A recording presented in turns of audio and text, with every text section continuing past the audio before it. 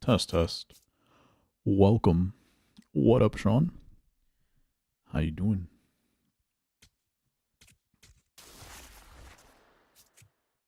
What you working on today?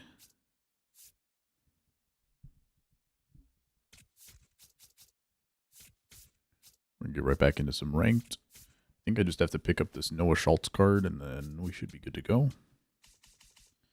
As always, making sure we got all of these. Grab that. Oh, do I already have this card? No, I don't. Let's see, these cards have not gone up in price. Seems like every card that I invested in didn't do anything. So that's cool.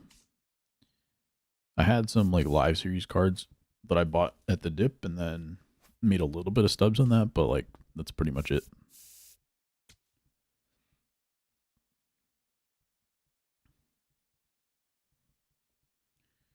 Murakami is no longer supercharged, although we might get a new Murakami soon if you get something like Player of the Month, or at least like something in the Player of the Month program. That'll be pretty cool.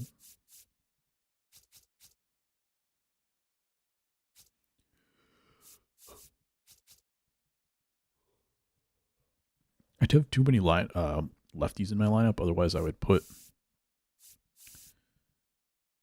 probably Larry Doby in for not Fernando Tatis, for Luis Robert, because I can't really hit with him.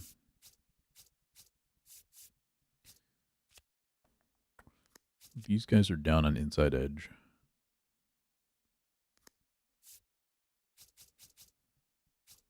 Finally, Noah Schultz. He's got to come in, so I guess Ryan Sloan's coming out.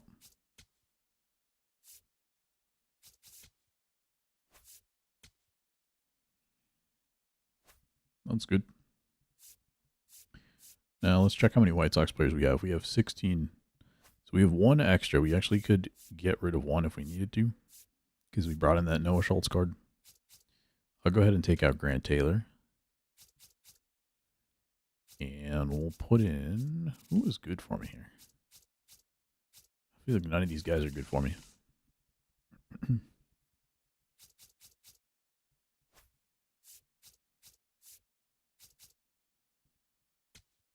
All the guys I actually use are already in my bullpen, so maybe I'll just leave them, because like none of these guys are good for me. I might as well use Grant Taylor. If I got a 8 ERA with this guy, I might as well use Grant Taylor. Awesome, Angel, how you doing, man? Happy Wednesday.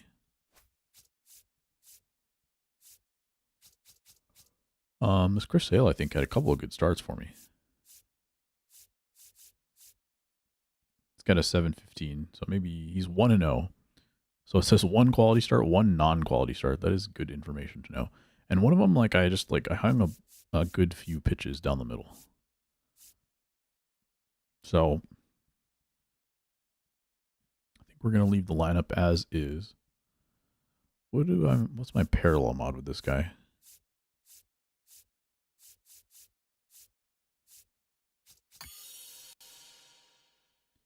No parallel mods? Because the contact is not really helpful. He's only got 2 home runs, so I can't even like boost the contact. This is why parallel mods are kind of dumb. As much as like I was really excited for these, they're kind of dumb, because if I need to boost my power, how am I supposed to boost my power if I can't hit for power? All tiring from work? Yeah, for sure.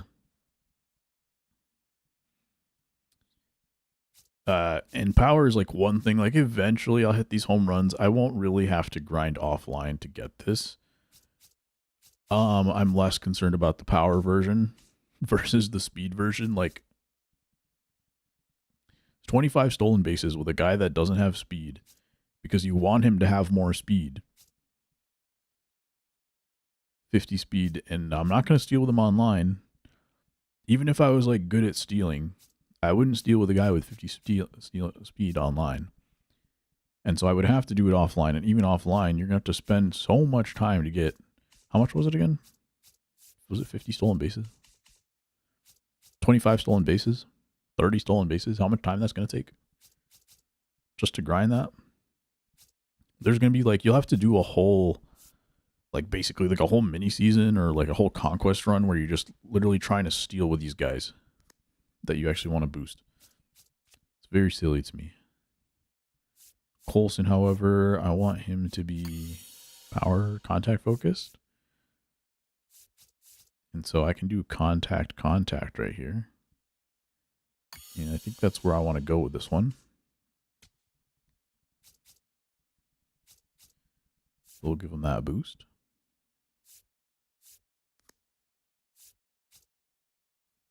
Haven't played this game consistently. I feel you. I played I think I played it for like 1 week. I think that's where I was at with it. I went hard with it for about 1 week. Murakami, we're just gonna go +5 on everything. I think that's good for him. Ray Durham, I like +5 for him. And that's about all we can do. So let's get into some games.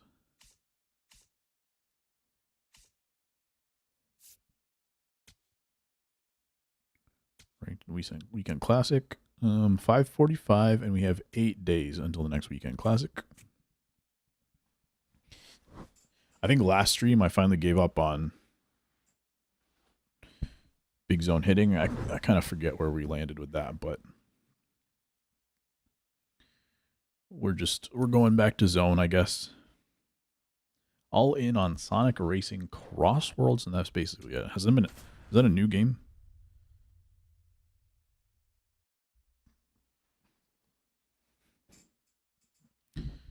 You got the little Ryan Sloan card, okay. We just took him out of this rotation because we don't need him anymore. Let's do it. First pitch is at 100. Lighten up the radar gun, start the game.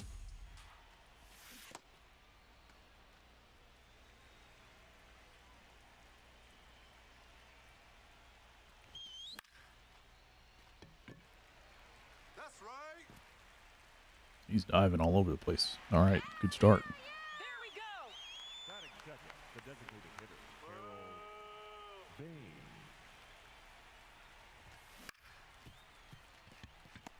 Rolling over the sinker there. So you got the cutter, fastball, sinker working so far. All day, baby. Batting third, the first baseman, number 55. Forgot that this card had all 3 of those. Probably because the R1 pitch is the sinker. Moon 97 to center field. I don't think this is going to go.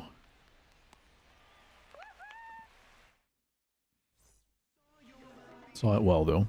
Just ended up not getting in the middle of the bat. That's okay. Yeah, I think hopefully we get another Moon card. This one's at 90 overall, so hopefully the next one's like a 94-ish, 96, somewhere in between there.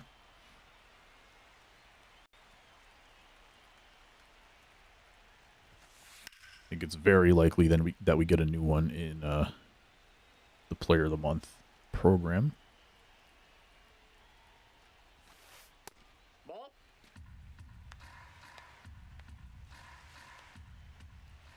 Could it be the Lightning card? I think he needs to hit like maybe 1 or 2 more to secure Player of the Month. Because his batting average is not super high, but his OPS is pretty good. And obviously his home run prowess is very good. But he needs maybe 1 more, maybe 1 or 2 more to lock it down. He's got just tomorrow, I think this is the last day of the month. They already played today. A nice little 2-homer game, that would be sweet. Oh, come on now. Are you kidding me? Oh, come on. How are you feeling about the Rangers so far? Sean, if you're still here, how's I think Detroit Baez just got injured yesterday, right? They're still sitting in first place though, I believe.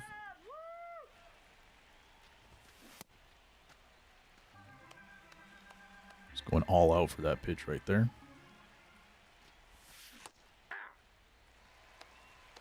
Thought I held up. Game did not like that input. Get a little piece. Not great. Rangers are just second in the AL West, but it's so hit or miss. Gotcha. That's a strong division though, right? You got Mariners and you got Astros. Are the Astros not doing well? Oh, yeah! All right.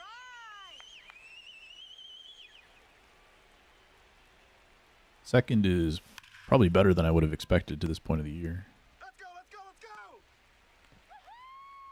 That's right. Best offense, but worst pitching in MLB. I feel like there's a few teams like that right now. The Diamondbacks, who the White Sox just played, were in that situation too.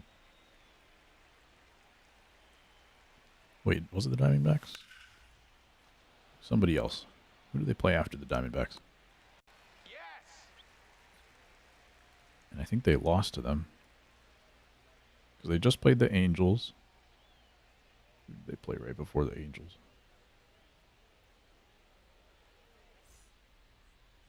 Leading off for Chicago.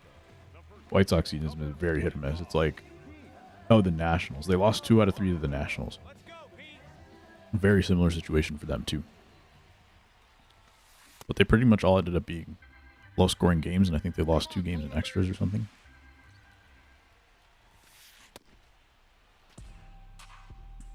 So yeah, it's been similar for the White Sox as well. They have a few like really good offensive games, and then kind of a head scratcher. They just let some starting pitchers beat them. Almost had the same thing happen today. Thankfully, the Angels bullpen is so bad. It's unbelievable. I've never seen anything like it. They had like half their guys that came in from the bullpen had like, I think 7+ ERAs. I think at least half the guys have like 7+ ERAs. It's crazy. And I think they DFA'd Jordan Romano, who was their closer. There's no content, but next weekend is next Legends League, ranked only legend players.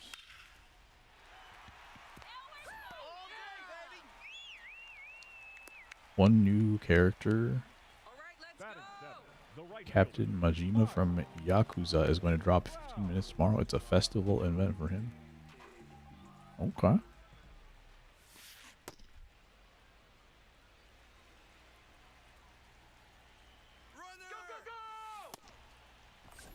I saw the guy like taking a step, and then I thought I was looking at him not moving, but he stole anyway. That was sneaky.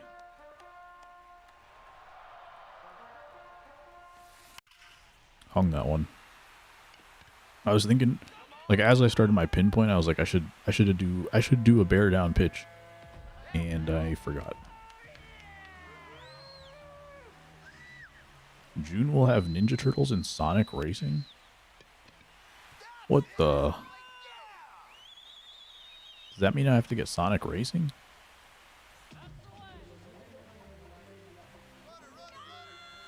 Love me some Ninja Turtles.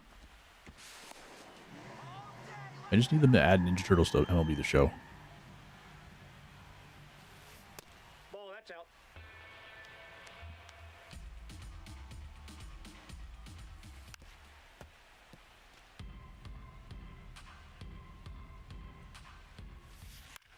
There we go. Hung that curveball to Trout, unfortunately, but we can get those runs back. Leading off for the Pelicans. So far, I'm swinging at okay pitches, but I'm not scoring anything up right now. There we go. Just get a little base hit. Don't try to pull it for a homer. That's all you got to do sometimes. Batting eighth, the center fielder, What happens in a festival event?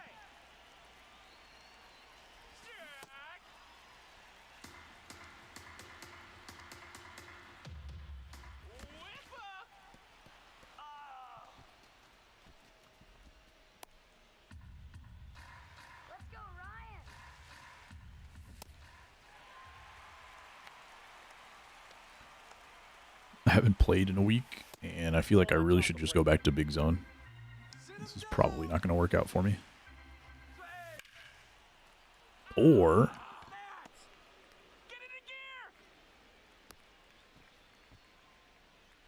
if I score runs this inning, I'll stick with zone. If I don't score runs, I'm going to switch. Turn two now. Let's go.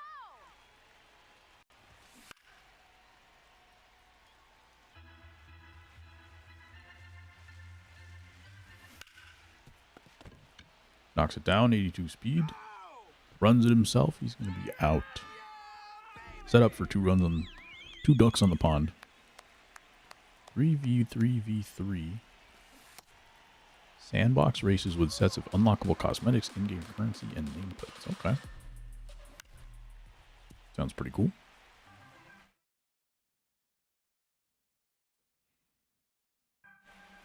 Bringing in the infield with 2 strikes. See if he throws upstairs. Sure does.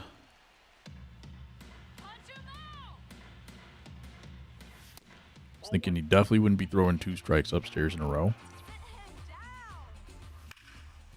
And a fair ball. Nice.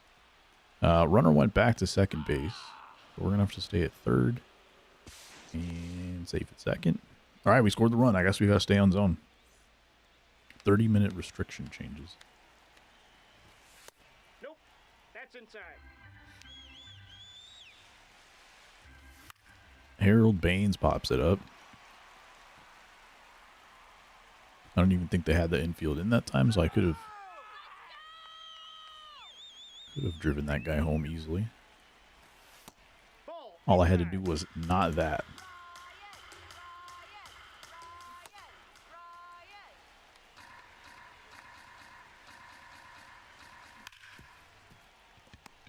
Murakami is a good cutter. We're only going to get 1 run after all that.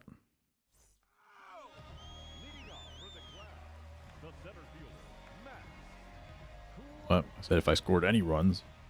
Well, I said if I score runs, right? Not just a run. Let's see. Can I get myself out of this? I think I said multiple. I said runs plural.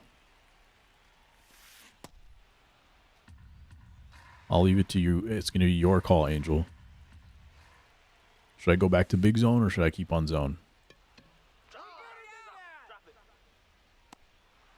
Very grind heavy, so it's easy to accomplish in about 2 hours unless there's double. Can sometimes go up to 8x multiplier points. That's a ball.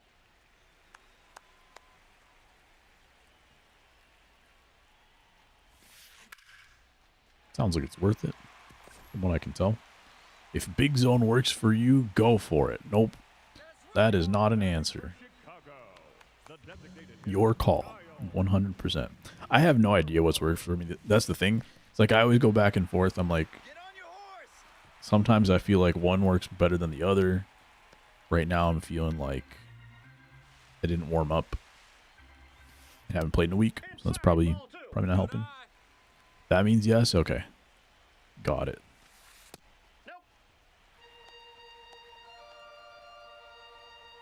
Big zone. Back to big zone next inning.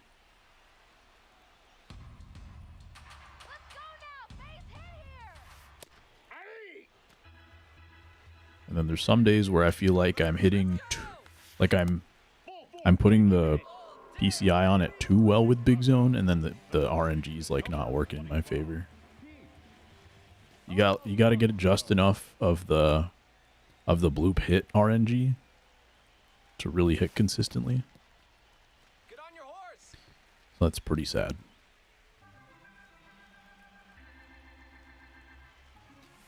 Yikes. That's a good spot for the fastball, though. May not look like it. But that's the one that works. Strikeout for Dylan Cease. Nice.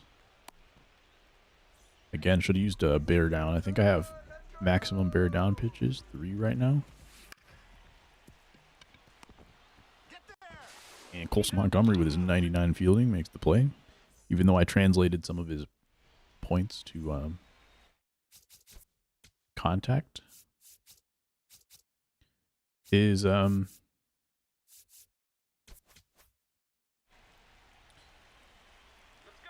His fielding is still 99, I think, even without the parallel boost. But his reaction is definitely going to get hurt by by using a parallel mod for contact. First pitch I see with big zone hitting is a base hit through the infield, through the shift.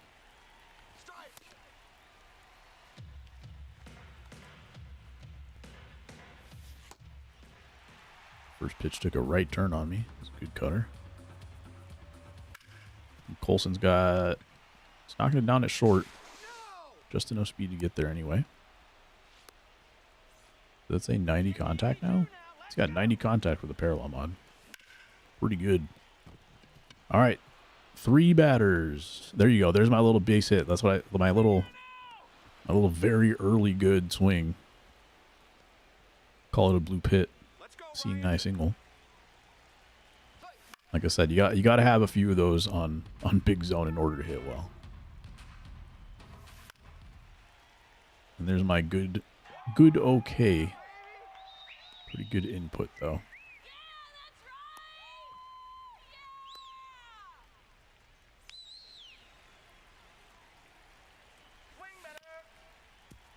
And there's my double play ball. Swinging at a pitch below the zone. So, first 3 got hits. Then they adjusted, started throwing pitches out of the zone, and I did not adjust back.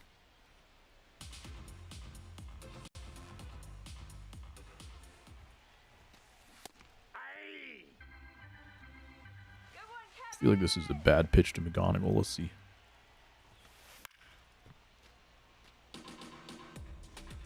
Worked out a little bit.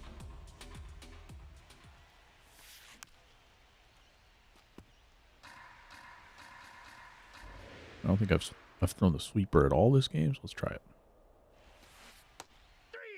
Got him.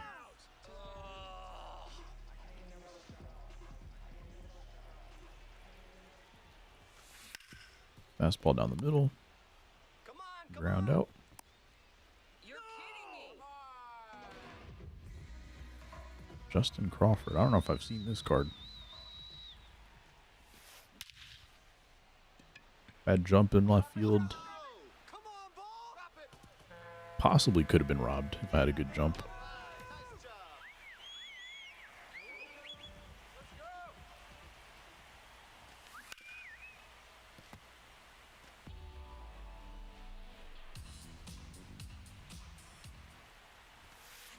That's a ball. I don't think I've seen this card. Immediate home run. That's how they get me.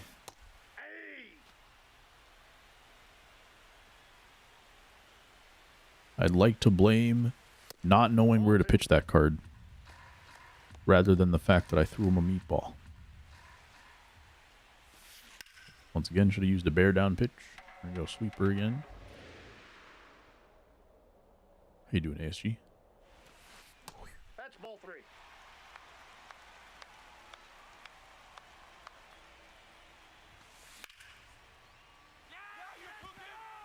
Staying on the fastball that time. Stayed in the park, so I'm fine with it. Sometimes you can get a strikeout looking, depending on how they've been swinging. Much less likely for someone that's swinging in a lot of pitches.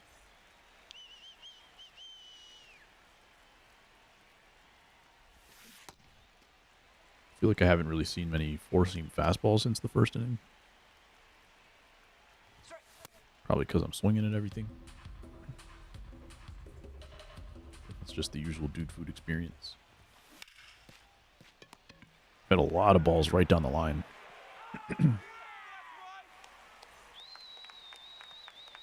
First baseman was ready for it this time.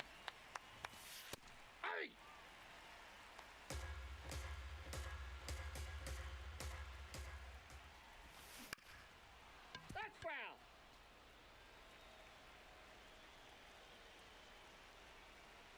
Swing.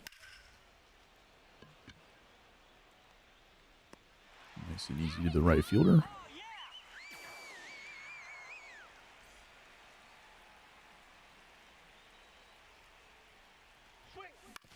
Need to be more, a little bit more power swinging. This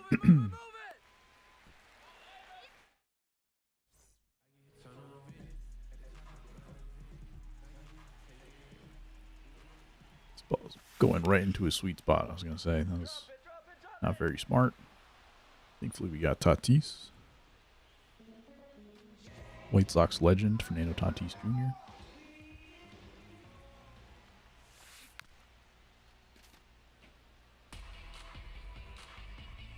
They got to give me a James Shields legend card in this game. Really complete the set. No Tatis slander. I didn't hear any Tatis slander. Did anybody else hear Tatis slander? Ball 2. I can give some Drew Pomeranz slander. Yikes. It was possibly the fattest slider of all time. Okay.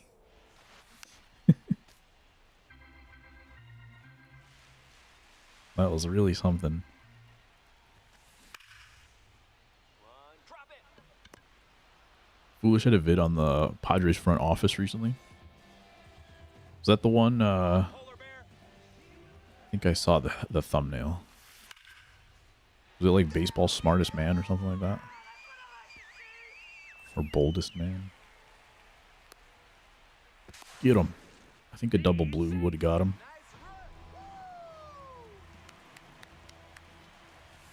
For AJ Preller. That's inside. Couldn't believe it. Like every guy that came out of the bullpen had like a 7+ ERA. Oh God. Get there. No, he's safe. Move it, move it, move it.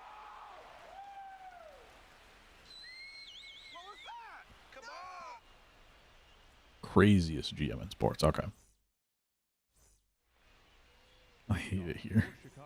I couldn't believe it. It was so funny. Dude, the first game, I think they had a nice little lead going on, and then they brought in Nick Sandlin to face 3 lefties before they brought in Drew Pomeranz, the lefty, against Murakami, who then gives up a home run anyway. And Nick Sandlin didn't get any outs. Then Drew, yeah. Then what's his face? Drew Pomeranz gives up the home run to Murakami. Game was pretty much over there. Except he gave up another home run, which ended up being the game winner. Then yesterday, what happened yesterday?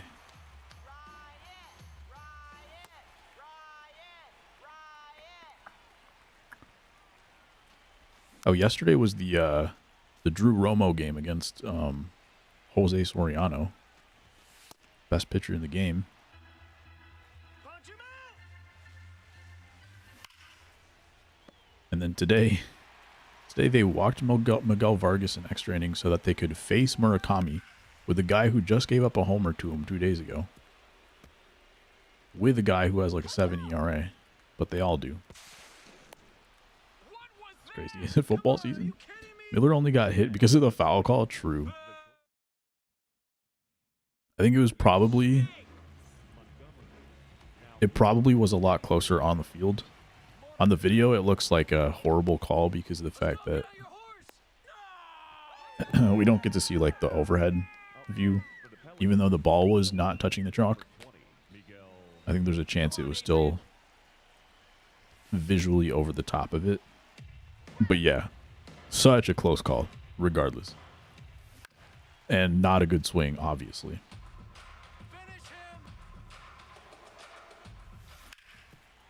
Crazy that his streak ends like that. That was a great swing. Doing absolutely nothing. That's a good pitch. Okay, we tied the game. Dylan Cease still on the bump. No, he is not. He's in the yellow. 2 lefties coming up, including Justin Crawford, who can't hit lefties apparently.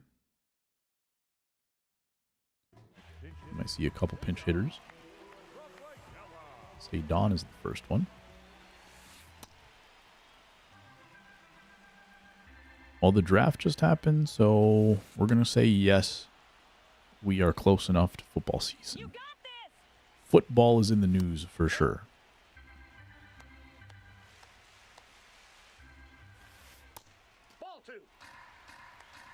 Who's your football team numbers?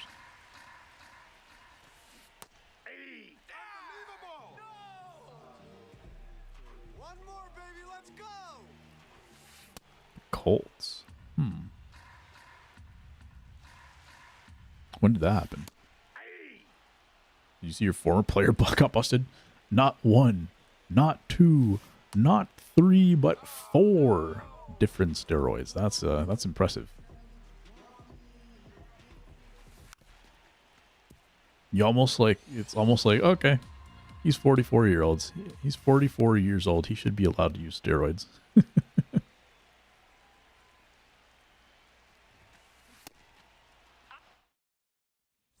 What are they going to do? He's already out of the league. Exactly. That's probably like, on some level, that was probably his like mentality with it. Mid-90s it happened.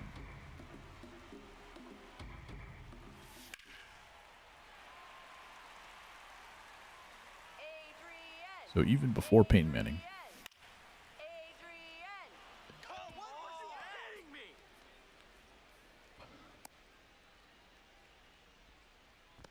He was probably literally... I wonder what would happen to the team, though.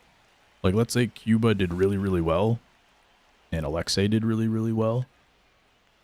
Would the team get punished retroactively if he had got caught at this point? And, like, if they had won the tournament or something. Is it all exhibition? I mean, yeah.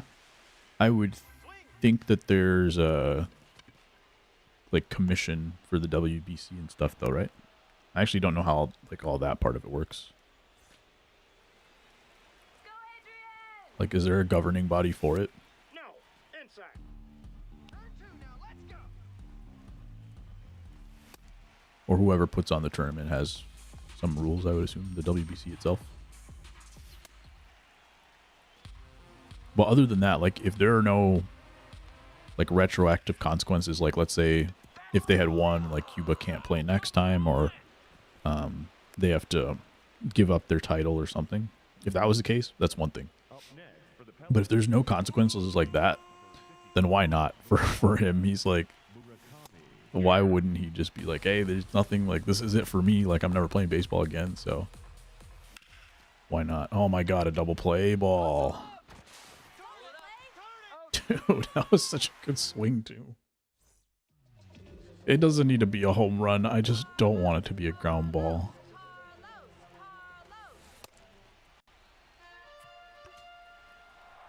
Korea's probably better against righties anyway, but Andrew Miller's already pitched enough. He might be banned from future play, but even if they won, I don't think they'd take anything away from the team. Yeah, if that's the case, and he knows, like, he's never playing baseball again anyway, like, why wouldn't you? And it's like, I would almost argue that that's a good reason why they should have a team consequence for it, but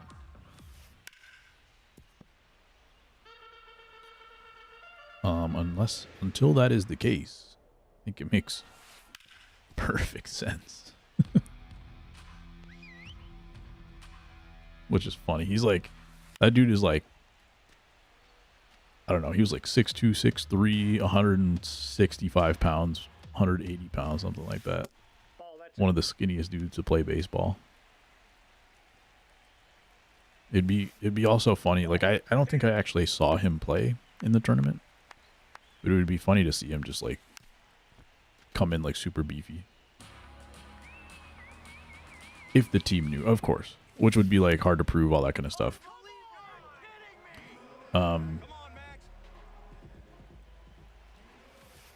It's interesting because, like, you could say if the team knew, but there's also, like, if you put that rule in place and say if someone on your team gets caught, the team gets penalized, then the team, I think, would do their own, like, internal testing, and they would be, like, more ahead of it. And so, like, if the rule was there, I think they would be forced to know. You know what I mean?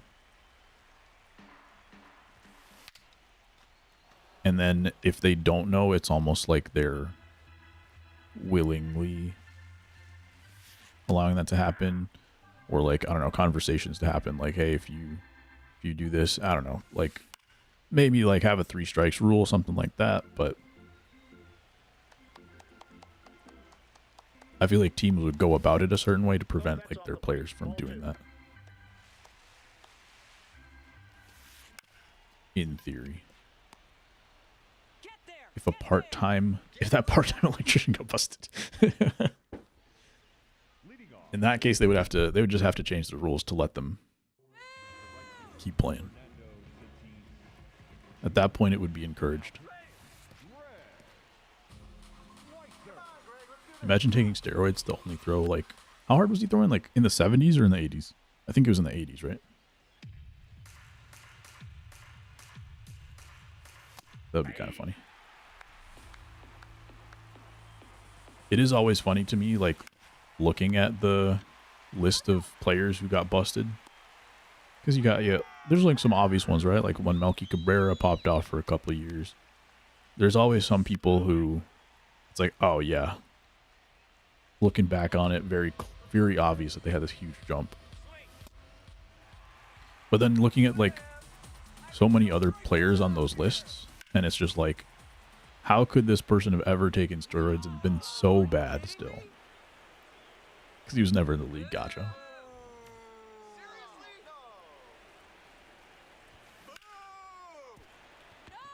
There you go, Colson Miguel. Center fielder's not interested. We'll take 2 for free.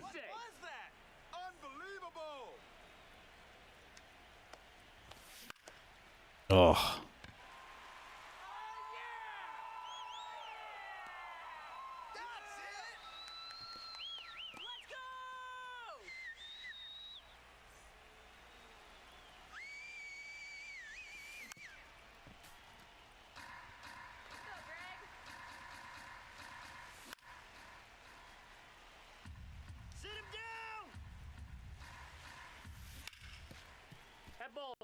Trying to get one down the line once again.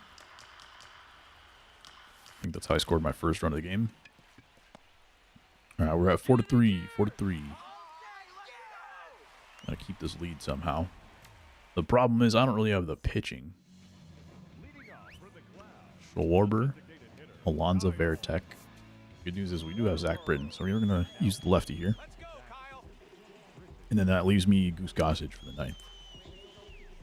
So the pitching is there for this game. We can lock it down. Now coming into pinch hit, Wilson Contreras. We're gonna bring in Wilson.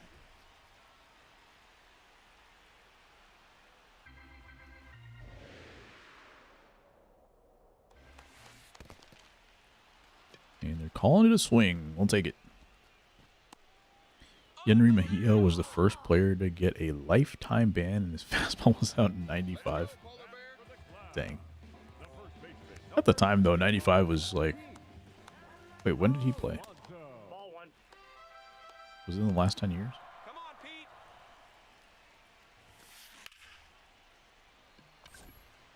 Two guys that I remember getting busted were Abraham Almonte and Taylor Teagarden. Taylor Teagarden, I think, was like a backup catcher. Abraham Almonte, I think, was like a slap-hitting outfielder or something.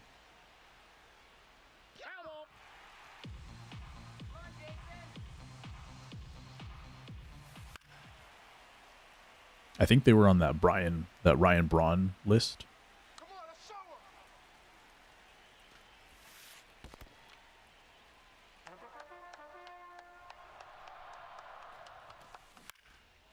And it looks like we might get out of this 8th inning with the lead. 16 but got reinstated in 18. Okay, so people were throwing 100 by then. That's pretty funny.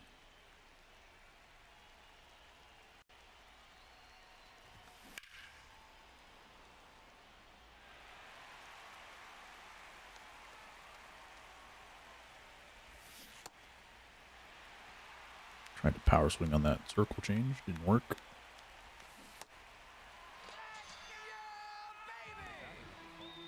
Man, swinging through the sweeper. 2 hits for Ray Durham.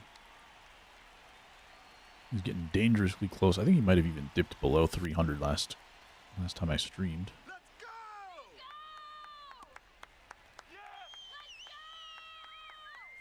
Insurance run here would have done wonders, but I don't think Harold Baines is hitting a home run, I guess.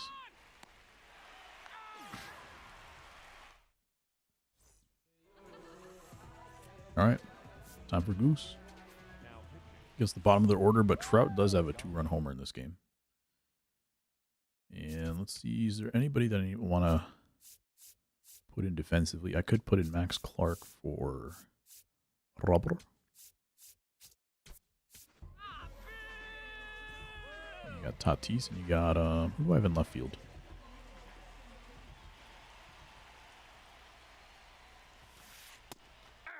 Miguel Vargas, probably, who's not amazing, but I'm going to leave him out there.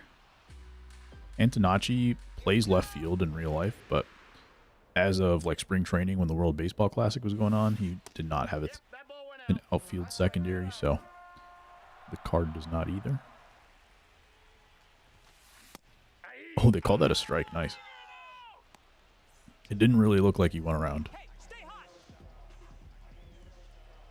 Mike Trout is hitting a 182. Which means he probably doesn't have any multi-hit games, and he's already got a hit in this game. So we just got to keep that streak alive.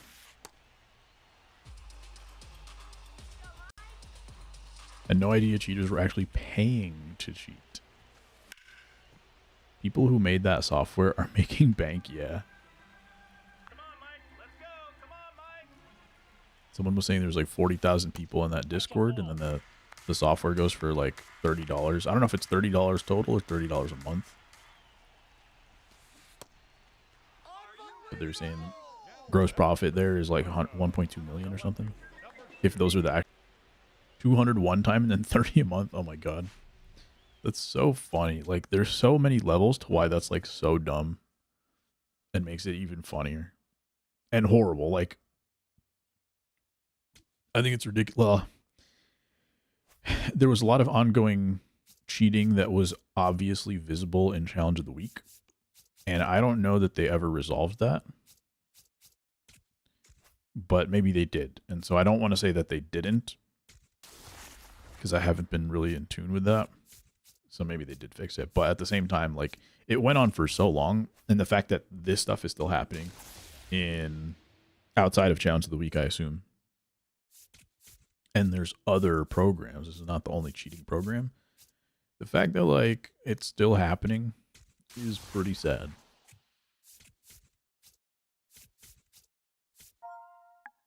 Because, like, most of the time it's really... Yeah, exactly. Challenge because real prizes, so, like, that makes sense. But also, like, the prize is... Well, it depends. If you're paying, like, $250 plus for cheats, like, the prizes you could probably just buy for less than $250, which is also funny. Some of them. They are signed, but the vast majority of them are not, like, crazy signatures or anything. So that makes it pretty funny, too. That's more than I pay for my illegal cable. Yeah, paying to cheat and then, like, the concept of cheating on a video game is just so funny to me. Like, I already just hate cheating in general because there's so many, like,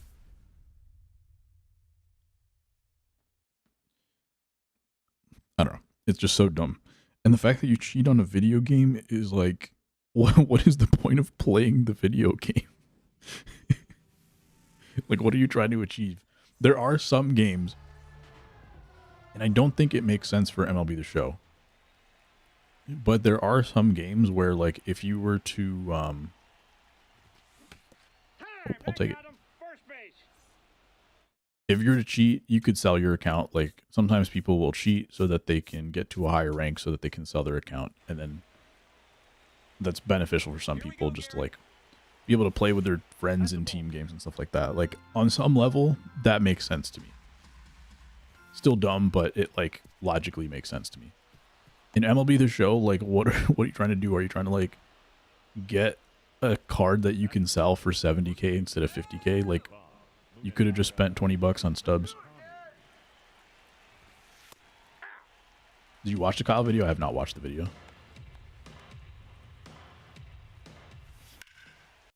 Ooh, get up, ball. 92 in Coors. He faked me out. Okay, good. It's still a home run. He faked me out a little bit if he stopped. And like that, it was a full stop. The right fielder completely stopped dead in his tracks. And then he started moving again. If that had been like a wall catch or something, I would have been toast. There's a bot to grind mini seasons. I respect that. I would I wouldn't do it, but I would consider it. Like that to me makes some amount of logical sense. In the pros, you cheat to make money. In this, it is the opposite. You cheat to lose money. Yeah. You pay to cheat.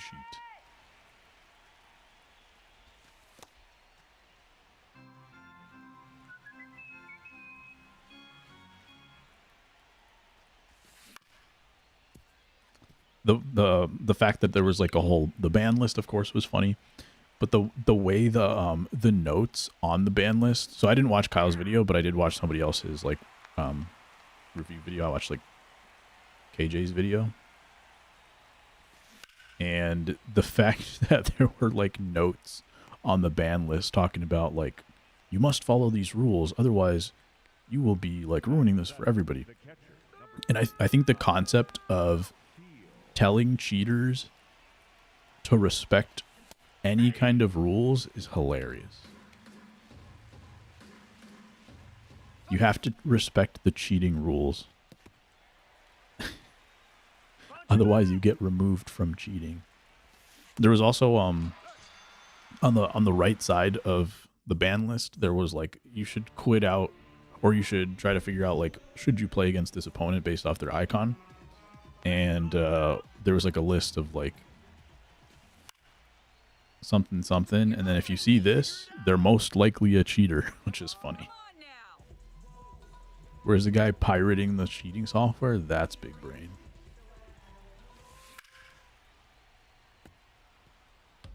I heard that like someone making cheating software just like posted about it on their own TikTok, so it's just like out there.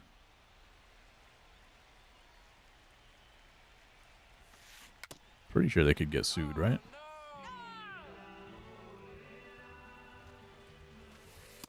Ball in. Ball.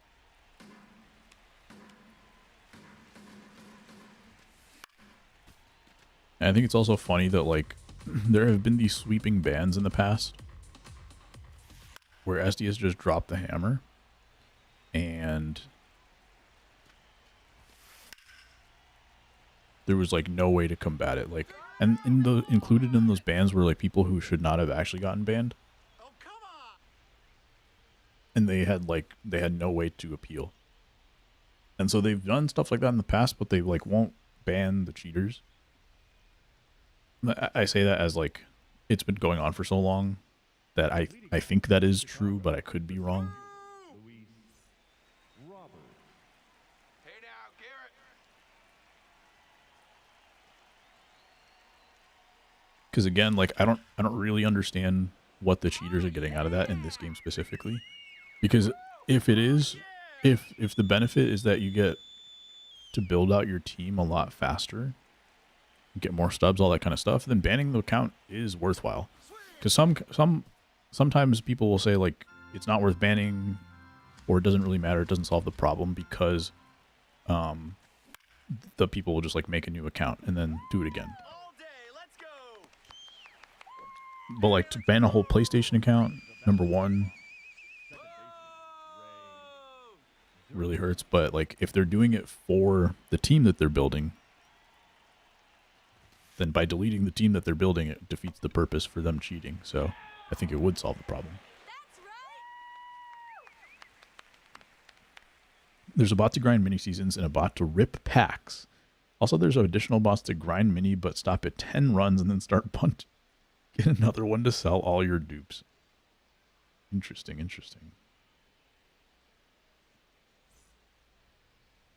Are these all, do you happen to know if these are all Xbox? No, that's down.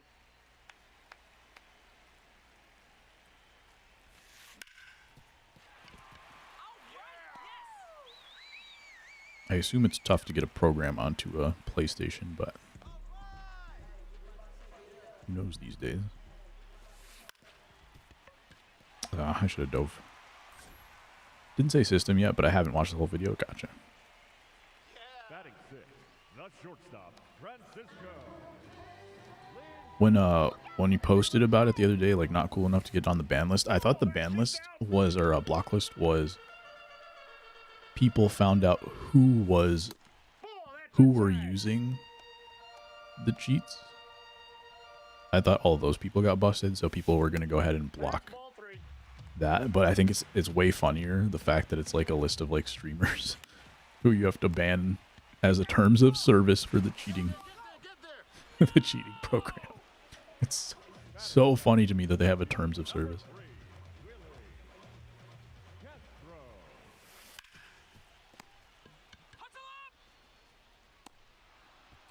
Streamer anymore. I was gonna make that my title today. Grinding until I make it to the ban list. I thought it was interesting how they have these presets that you have to use once you know what setting you're on, so they can adjust the proper pitch speed. Interesting, interesting. Oh, so it can time it for you.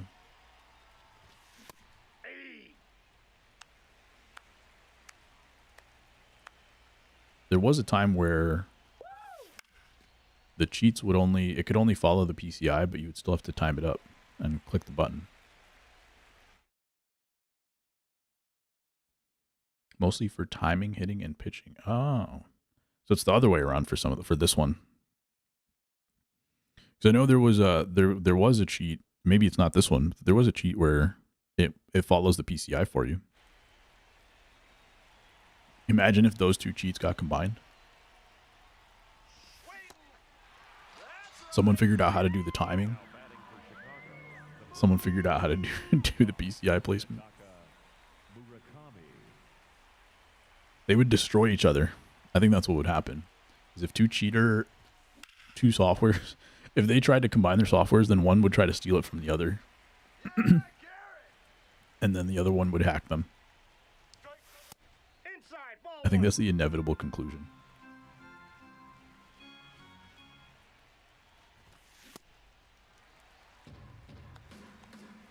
Even a button you can enable to occasionally check swing, so it doesn't like you take. Doesn't look like you swing, like you take and swing perfectly in the zone. Nice. I saw that they said you have to keep your batting average around 430 because once you get to 450, it looks more suspicious.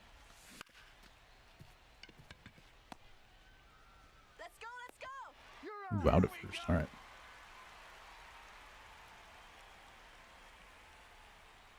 And some other stuff too, like we recommend that once you score so many runs or whatever, just like quit.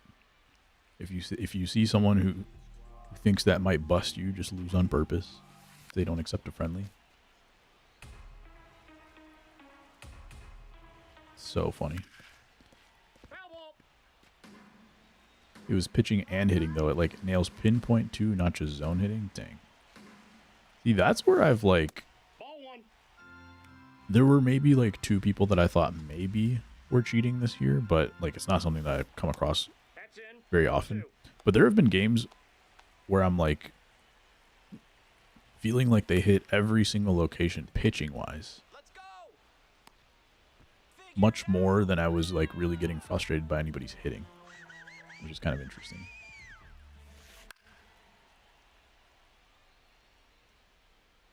Brandon Valenzuela, the catcher. Yellow throw, Murakami got it. Hey, dude friend, what up, Matt? How you doing, sir? Did you make it to the block list, Matt?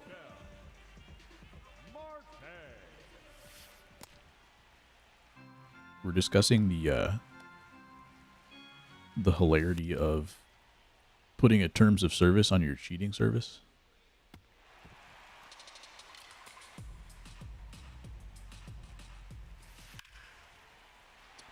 I'm throwing that pitch again.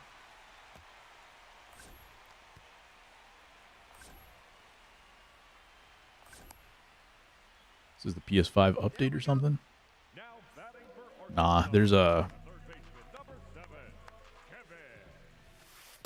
Discord full of MLB The Show cheaters that got discovered last week. And one of the, oh my god, what a swing. One of the funniest parts about it was that there was basically a terms of service for this cheating service. And if you basically matched up with someone on this block list, you were supposed to quit or ask for a friendly. And it was basically so you don't get caught cheating. Let's go, Tony. And the list was like all the streamers. All the popular streamers in MLB The Show. Heard very little about that, yeah. You mess with the timing so it's not just perfect. You can make the timing be just early for those hits. Smart. They're thinking of everything these days. Couple of low pitches and I blew my lead.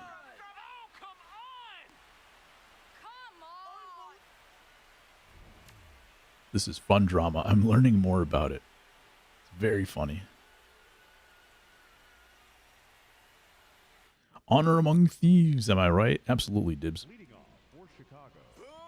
You were on that list, right? They don't want to be discovered from being on your stream, right? Yeah, absolutely.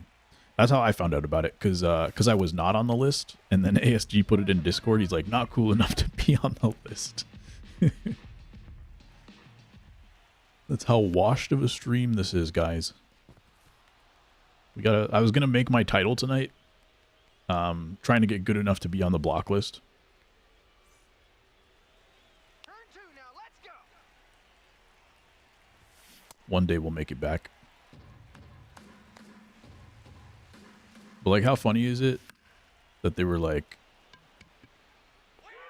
if you guys end up seeing it, basically like the block list itself has terms of service on it. And they're like, if you don't follow these rules, you're going to get kicked out of the cheating service. And I think that's hilarious. I think it's hilarious. Because it's like the mentality of the person who made the cheats. That part is so funny to me. Because like making a terms of service to where you have to make cheaters follow rules. That mentality is so funny to me.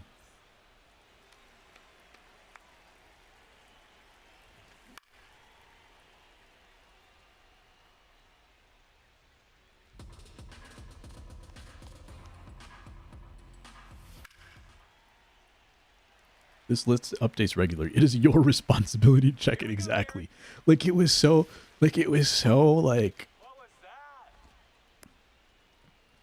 I almost want to say like well written. It was like, you know, kind of professional, right? Like the way that your like lease is written, right? Like the little pamphlet you get, like the cover sheet that you get with your lease, the way that they spell stuff out and how to handle your apartment. That's the way like a lot of this stuff was phrased. Oh my god, another double play ball. 82 speed though. Nice. Trying to think of what the point to cheating in this game is. We were talking about that too. It's like there are some games out there where like you cheat so that you can rank up your account, so that you can sell your account because people want to buy a high level account to play with their friends, stuff like that. Or like, I don't know, people have like backup accounts that they want to get. I don't know. There's a few reasons why you might rank up and sell your account. And it's just faster to just cheat your way to that. So like logically, that makes sense to me. In this game, it's like literally you cheat a little bit more to build up your team a little bit faster. And it kind of makes even more sense like offline. And then to do it online, you're just like, you're winning a little bit. And then like if you have to intentionally lose also to like not get caught, then truly what was the point? Get more cards for people who need every card. Wouldn't it be funny if the cheaters don't follow the rules, get banned from the Discord quicker than SDS bans the cheaters? Exactly, dude. There's so many levels to this. Because if you got World Series from cheating, you didn't earn it. If you aren't actually good, nobody cares anyway because you aren't famous. You the person, not food. Yeah. No, that's exactly right. Like I can't wrap my head around, like, what's the point of playing video games? There's no, like, benefit or consequence to winning and losing other than, like, whatever, like, effort and stock you put into it yourself. Like, nobody knows who you are as a real person based off your username. There's anonymity in it. And the only way, like, people know you is through tournaments. And if you're cheating in a tournament, you're going to get caught anyway. So, like, double doesn't make sense. This list is to protect you and the community. Failure to follow the block list can result in losing some or all privileges. Exactly. The community. Yeah, they have their cheating community. And then they have, like, a little thing on the right side about, like, the little icon saying, if you play someone with this icon, they're probably a goon. If you play this person, they're probably an easy win. If you play this person, they're probably a cheater. And they spell out cheater. It's pretty funny. Like, when they say cheater, that's what I'm wondering. Like, do they believe cheater is one of them, one of their community? Like, what is cheater to them? Is it like someone using a different type of program? Or are they like just acknowledging the fact that they're cheaters and you don't want to play against another cheater and they wear that badge proudly? I guess if selling stubs is possible, that might make sense. That is true. That is true. But, like, even then, you don't make significantly more. Like, you do make a little bit more stubs, the more you can win. But doing it online is the part to me that doesn't make sense. Like, talking about, like, there are programs to win mini games or mini seasons for you, like, that makes sense to me, to be able to farm stubs.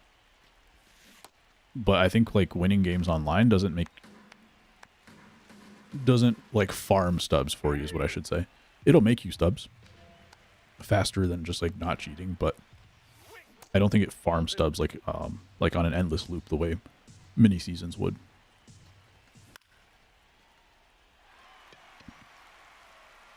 I used to play Halo with people that would obviously be cheating, like, very, very obviously. It just ruins the game. It doesn't make things more fun for the cheater. We're exploiters, not cheaters, right? White hat cheaters.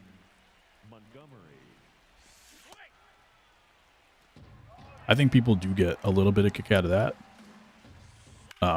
Like, to ruin other people's time. I think there is, like, something to that. Some people have that sickness, I think, that they literally just want to ruin other people's games. But proportionally, I don't think that significant of an amount of people literally just play for the joy of ruining people's days. Nope, that's inside. Nope. Not to the level that they would, like, pay to cheat to do that, I think. And not as widespread as it would be. I think there's definitely people that use that program for that reason, have extra money to burn, and just really want to waste people's time. I definitely think there's people like that, but not to the scale that it's at, I think. Probably streamer cheater or the classic 6-0 badges, yeah. Nope, that's ball 4. 6-0, and then, like, the whatever times flawless, all those ones.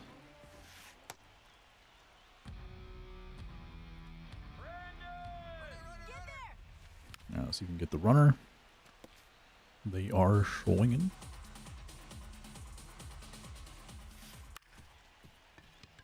Uh, 38 speed up the line. Nice. Still got him. Nice.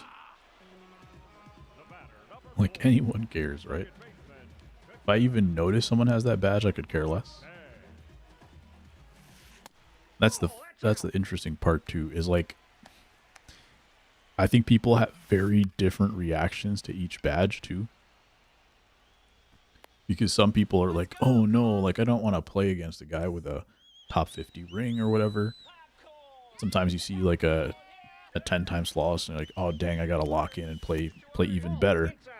And sometimes you're like, there are people out there who I've seen who will see one of those badges and be like, oh, this guy's just a sweaty. So like they feel more disrespect to them the better their badge is, stuff like that. So that would be kind of funny if you were cheating for the purpose of like wanting other people to think that you're good, to then just have them like respect you less for that banner, not even knowing that you cheated. A lot of kids care, yeah. There is probably an element to that. If it wasn't like a paid service like that, I would think it was like pretty much all kids, but if it's a hefty enough price, 200 plus like 30 a month, if that's correct. That's probably not a price that kids are paying.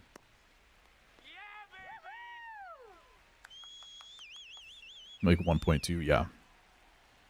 1.2 a month if they're paying 30.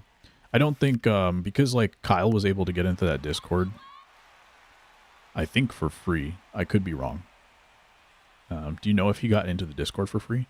Because if there's 40,000 people in the Discord, then it's not going to be 40,000 people that paid for the service if he got in for free.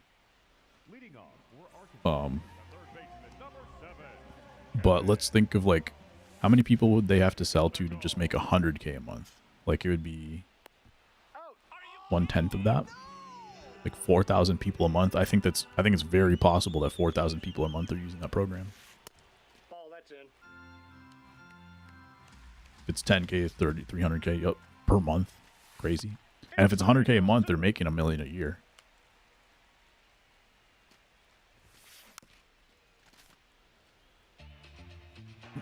Imagine like SDS isn't able to figure out who did this, but then this guy like pays his taxes or something. What tax form do you think he has to fill out?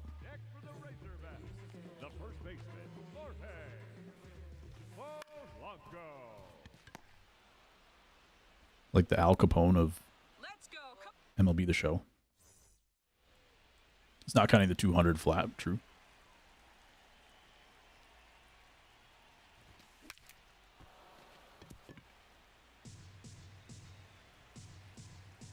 Independent contractor.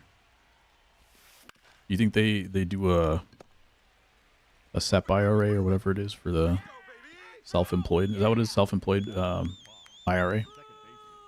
They do they're building their retirement up with cheater money. Maybe they're a financially responsible person.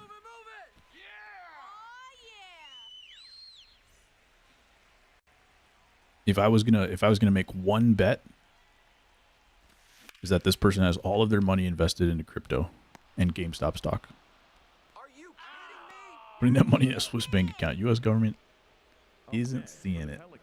I would declare if I was making money, I'm not messing with the IRS. Then again, Nope. Ball one. this is a person who has a terms of service for his cheating account. Cheating program.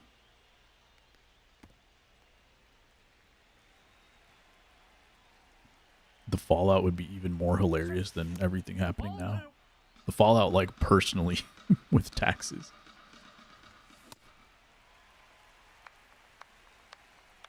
Your Honor, to be fair, the game sucks.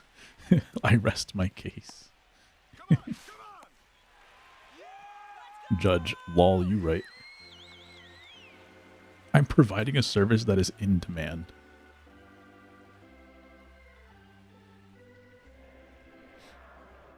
Do you think they're actually coding this, or are they vibe coding with AI? That's the real question.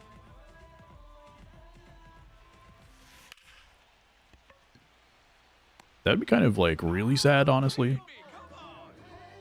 Not even to laugh at the person, but wouldn't it be super sad if like cheating became super easy to create because of AI too? Like if you can vibe code other stuff, how easy would it be to prompt an AI to make these kind of scripts for you?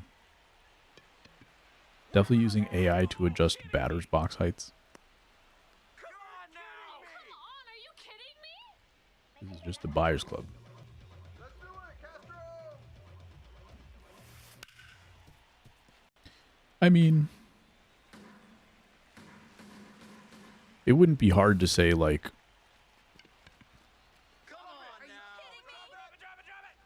do this based on like go into a player's card, look at their height and adjust based off of that. I don't think that's necessarily like a, when I say AI, I mean generative AI, because like, yeah, you're going to have some scripts and stuff in there to pull information from the card and things like that are dynamic from batter to batter.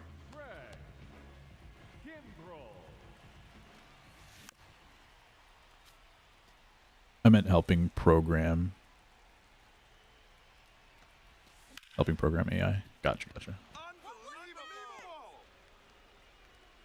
Scraping info. Yeah. Definitely 100% for sure. But then you've got stuff like the show zone and whatnot. They've already been scraping info for years. And some of that, I guess, is like publicly available and you can just do that, I guess. I don't know the ins and outs of how all that works. But definitely like the aspect, the concept of like how easy would it be for me as a person who doesn't even have the skills to code to just like learn a bit about how to prompt enough for an AI to spit out something that will cheat for me. Like not even having the skills to create my own cheat software. Like I have to cheat to create the cheat. There we are. Full circle. You have to cheat to create the cheat. Plot twist, the bot was created by a dev and no one knows. Oof. It's like real life where all these players got shorter because they had to program APS.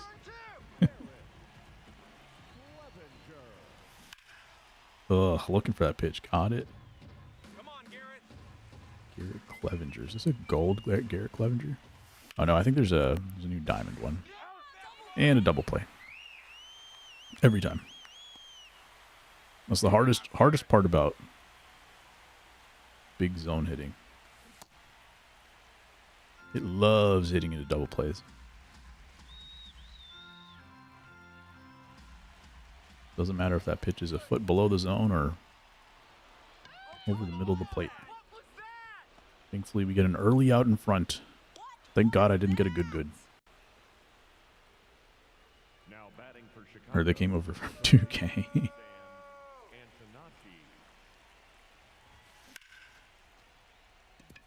Tanachi the other way, and we're going to get to the top of the order. Just late good. Still my biggest gripe with this game. Well, my biggest gripe at one point was like the fielding. I think it's improved over time. My biggest gripe now is definitely like just lates, just earlies, early out in front. Punch him out! It's not that they get equally rewarded as like a good, but the proportions are way off.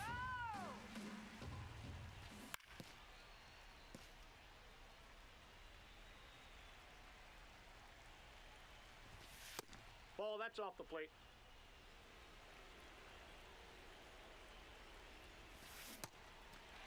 Swing and a miss in the dirt.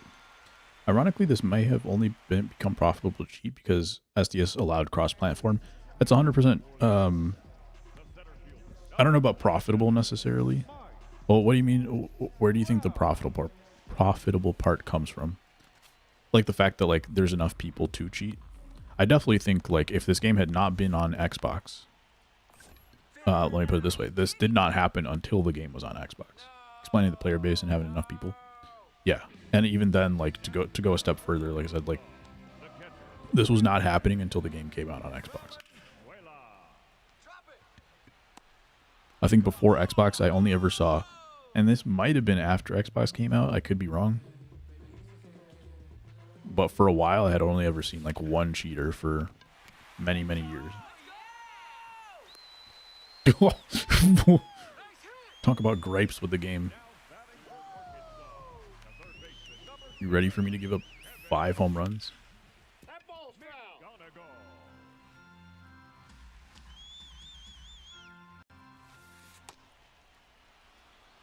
I've never seen that. That's never happened to me before, but I did see someone see that happen to someone on a clip.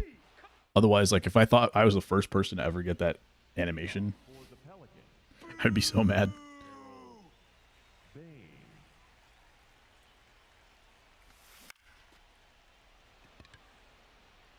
Definitely though. Oh, whiffed it.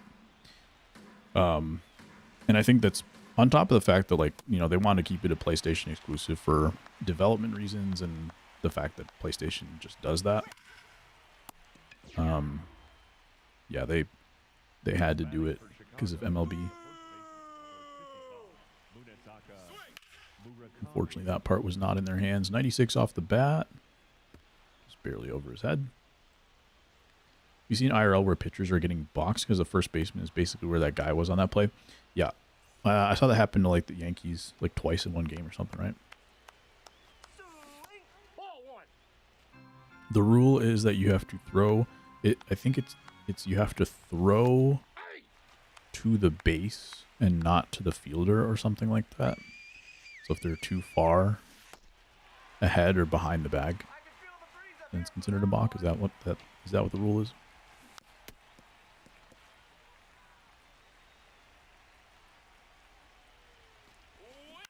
And it was like a couple of smart, like, dekes and stuff, right?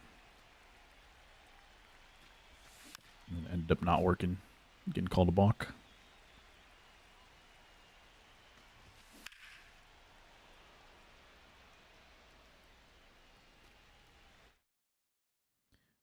It's an interesting one because, like,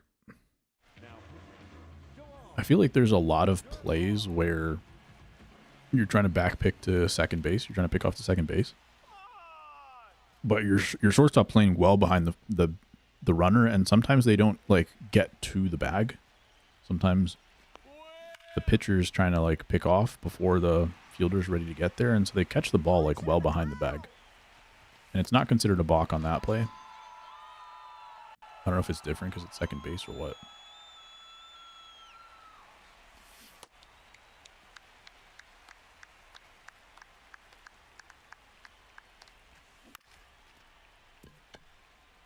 All right, bottom of the ninth. 7-3. Let's lock it down. Noah Schultz in his debut.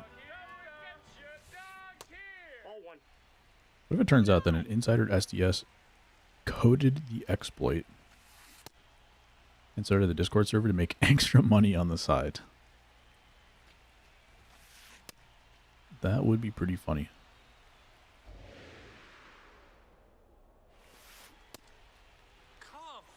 Like, how did they get all of our inside information? Because they were inside the whole time. Inside ball.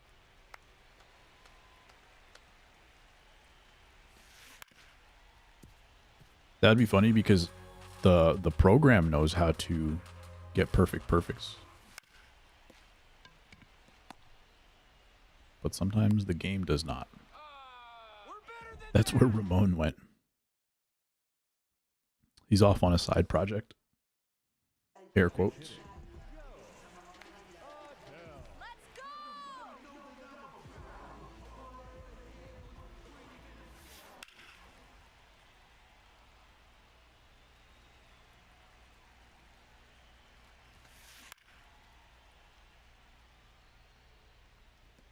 Let's get this final out right here. Yo, complete game, not shutout, but complete game for Noah Schultz in his debut, and I think that was under 80 pitches, maybe. Pretty much the only way you can get a complete game these days. 4 strikeouts, 1 walk, 7 hits allowed. Pretty good. Murakami with a nice game. Gets us up to 637.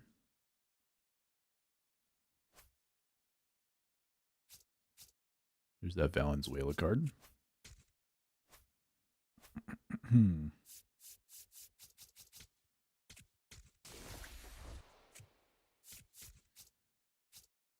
They haven't even cracked down on, like, inappropriate logos either. I think people are expecting Nico Horner to go diamond in a couple days. So it's like, it would be kind of funny if they, like, finally figured out how to, like, ban inappropriate logos, and then all of a sudden, like, this happens. Keep family friendly at least. It looks like they don't try. Yeah. What is the most expensive? Jackie Robinson?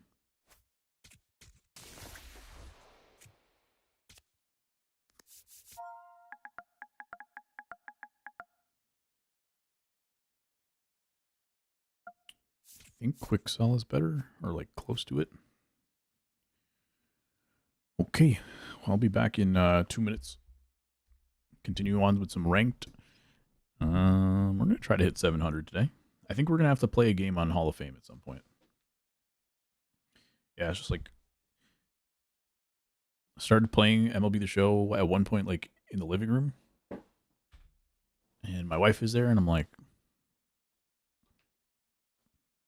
sometimes I have to offer a friendly quit as soon as the game starts before she can see.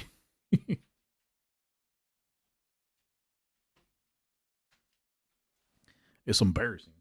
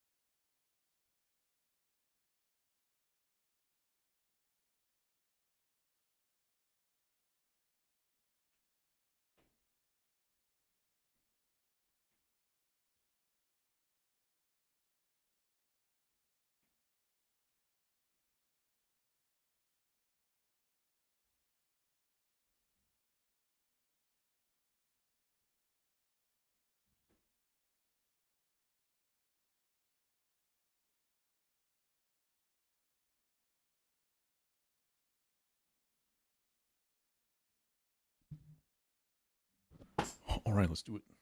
I've been meaning to make a new ballpark because we need the cows back,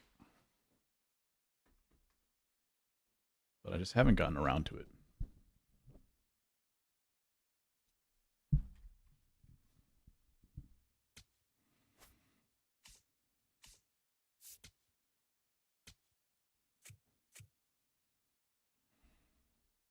Let's see, we can get over 700 pretty much any of these games. So in the next couple, especially if I win the next one, very likely that the following game will be Hall of Fame if this one isn't already.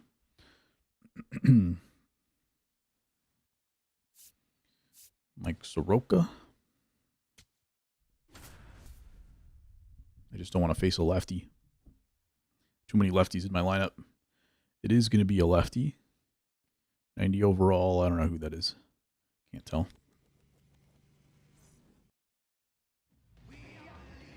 A lot of major league ballparks. Same thing last week, too. Number 5.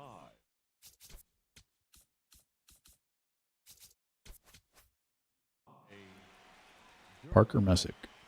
Slider, slurve, cutter, circle change. So no sinker on this card. That's a ball. Pretty much everything's going to be moving away from the lefty.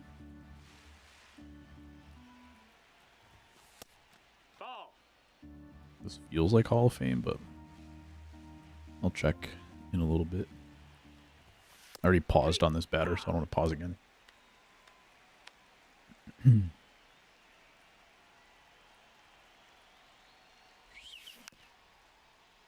Might be Hall of Fame.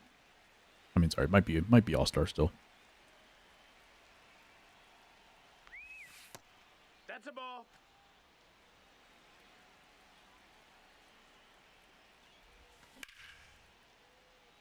Woo! Let's go! There we go!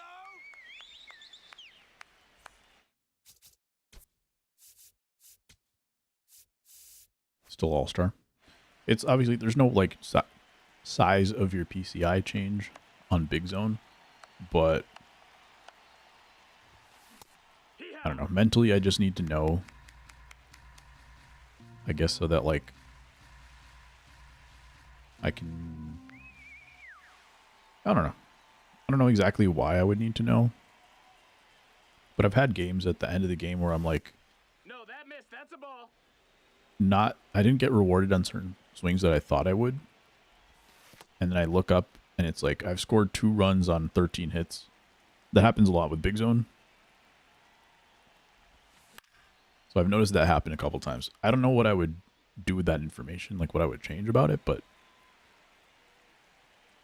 maybe I would play a little differently if I knew. Who knows?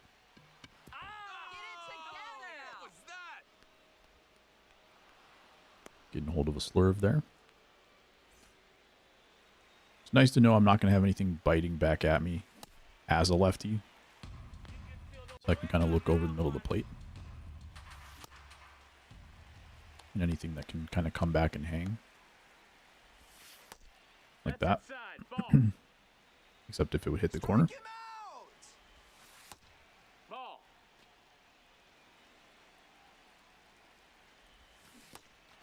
Servo change is the only thing that's going to fade back in, but it's hit slow enough that it's less likely to jam you. Not impossible, depending on what you're looking for, but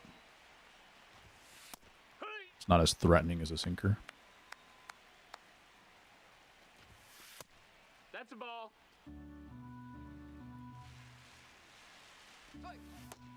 That's a ball.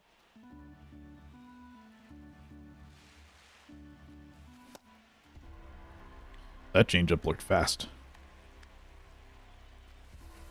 Nope, that's in. Full count now. Missed it. Just late.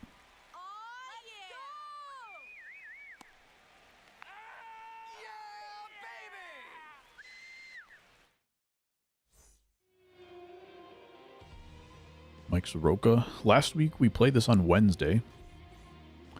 And I was thinking about how Mike Soroka was a former White Sox. That's why he's on the team right now. And then they faced him the next day on the Diamondbacks, and he pitched a really good game. He was 0-10 with the White Sox out of the bullpen. For like half the year was out of the bullpen or something. Now he's really good again. I think when he was like, I think he threw hard as a rookie. I think for the Braves, I want to say. And I think he had 1 or 2 injuries. Braves let him go. White Sox picked him up. Now it looks like he's found a home with the D-backs.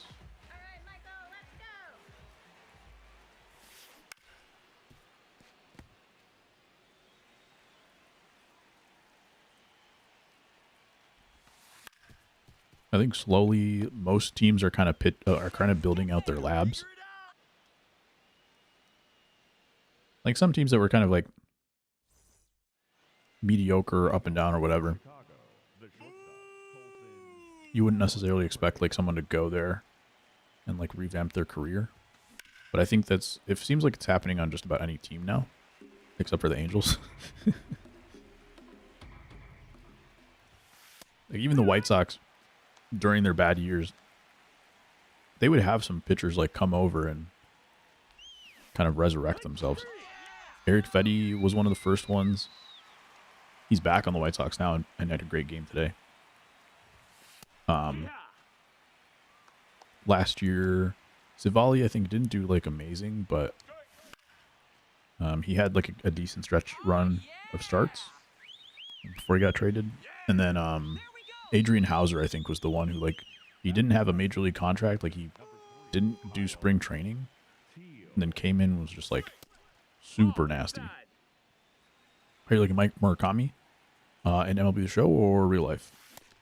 Real life, he is legit.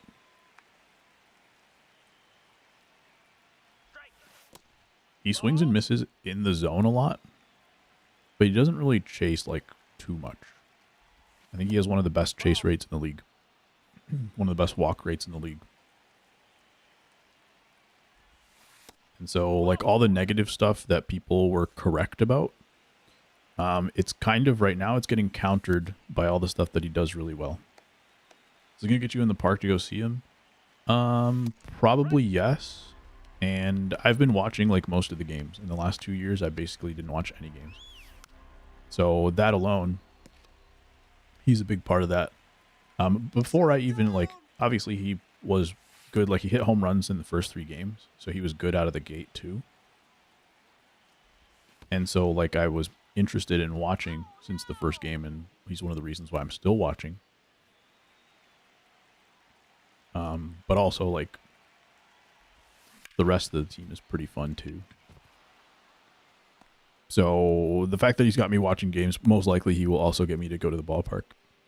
Batting ninth. Basically the new Gallo, which is pretty sick. But actually he's better than Gallo with some underlying numbers. I forgot. I think I was watching some MLB Network clips. They were going over his numbers and stuff like that, and there were a few things that he was doing better than Gallo. I think it was the chase rate specifically.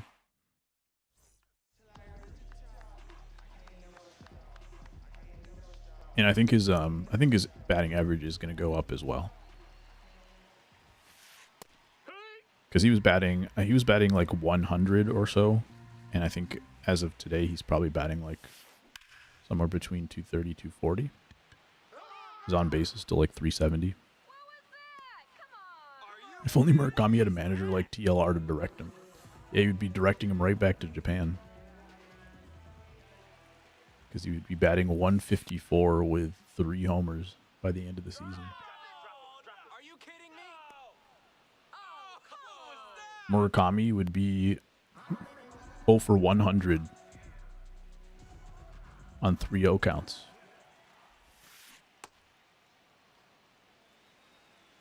Because he'd get 3-0 and he's a lefty, right?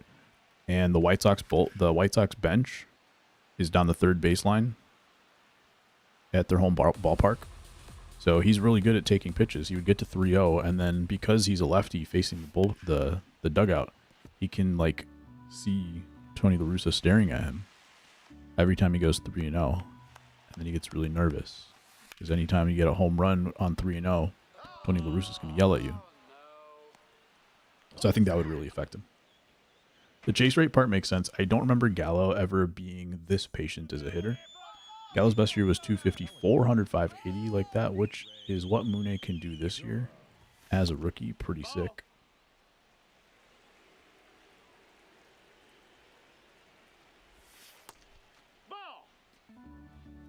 Yep. He has the at-bats that can make that happen.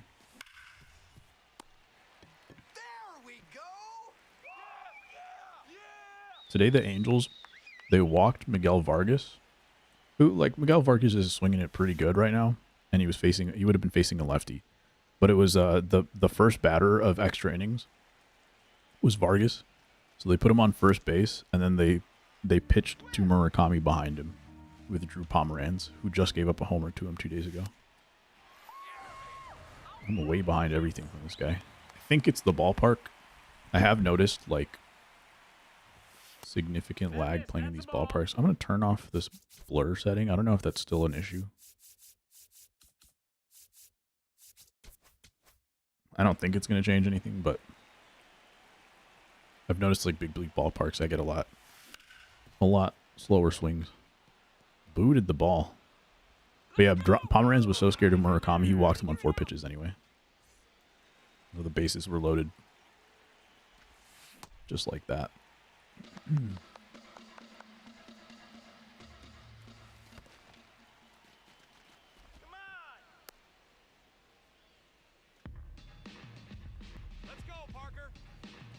Murakami's been slugging against lefties too. It feels like, I don't know if it's actually true, but it feels like half of his home runs are against lefties. Punch him out! Swing. He's also had 2 like one-handed like flick home runs. One of them was in Oakland, and then one of them was, might have been,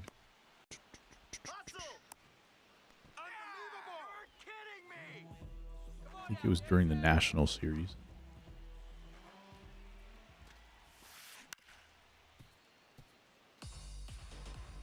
He hasn't really hit any like true opposite field home runs. He's had a few right up the middle. But he had his first like base hit through the shift through the left side yesterday. So I'm predicting in the next week he'll have a couple of opposite field home runs. Batting ninth, the left fielder, number 7, Norvin Carroll. He's looking ready to go that way.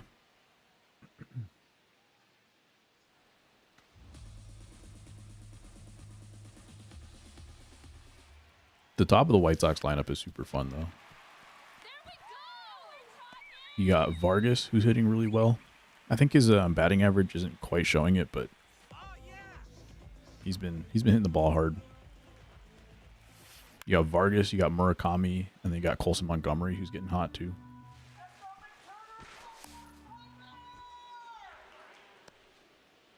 Everson Pereira went on the DL today, but he takes some wild hacks. He's a Rays prospect. He just has like horrible. That's the thing about him. He has horrible at bats, but when he makes contact, it's hit really hard. Get there, get there, get there! No! And then the bottom of the order kind of sucks. Although game tying RBI from Sam Antonacci today, so that was pretty cool. With 2 outs in the ninth, I believe.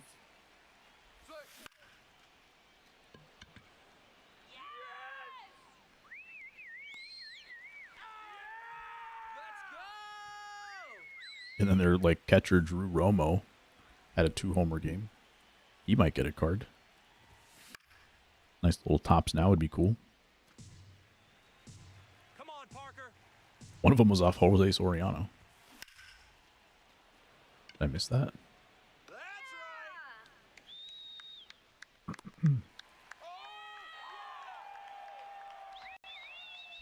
They're fun to watch. They just like don't have much Let's depth. go, Parker.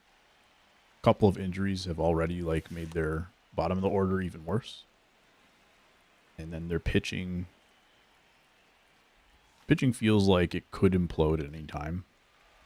Hey, let's go. They have a few guys overperforming and then a few guys getting injured.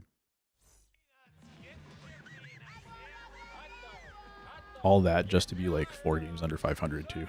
So it's not even like they're doing well to the point where a bunch of injuries would like derail their season to collapse. It's just like they're staying afloat, staying around 500, which is what I basically wanted from the season, but not necessarily what you're looking for from major league teams in general. A lot of speed on this team. You guys with 90 plus already. See if he turns and goes home. Nope. He's out. Nice sacrifice.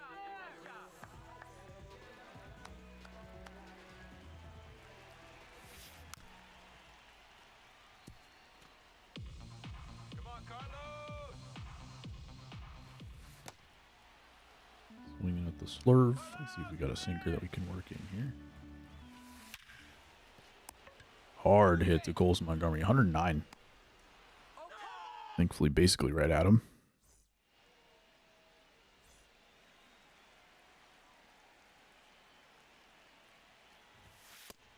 Ball, that's outside. Here we go, Parker. I think if Murakami gets another card, he's probably going to have like 70 contact or less. Or wait, does he already have 70 contact on this card? I forget. Parallel kind of throws me off, and I also have hitter captain going on here. I'm getting fastballs down the middle that I'm just not ready for, I guess.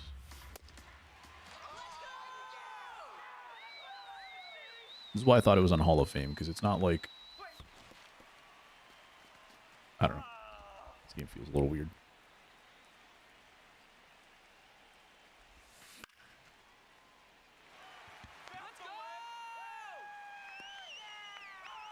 Oh, yeah!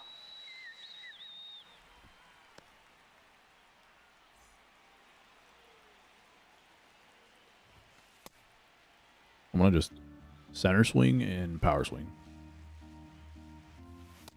Ball. I think that's what I got to do. A lot of these pitches are either like way off the plate or right down the middle. Inside. Ball. That's Okay, low. walking him to get to Murakami. Murakami has... Can't really see it. Ball. That's high. Murakami has 100 clutch, so I can't really tell what his contact is from here. I could pause and look at his card. 91, 96. Probably around 80 contact.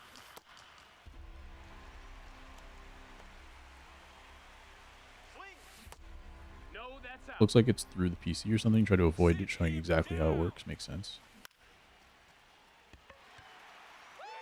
It was all streaming Discord on the guy's PC. Interesting. That's why I think it's a Microsoft thing, because like there's probably ways to like basically you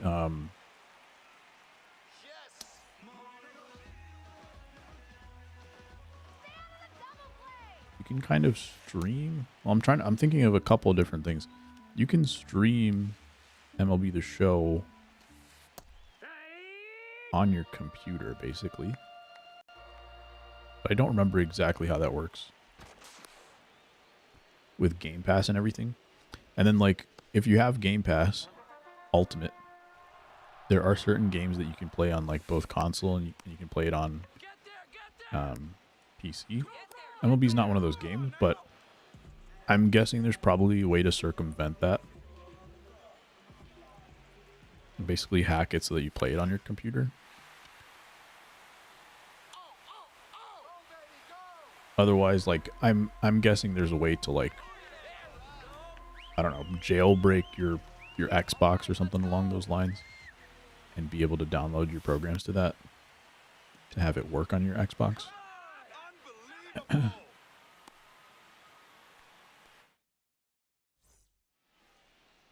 Says he uses it to grind mini seasons to make a God Squad. So he didn't play ranked, he was playing spring training, which I think was screwing up the cheating software because the slowest speed it had was All-Star.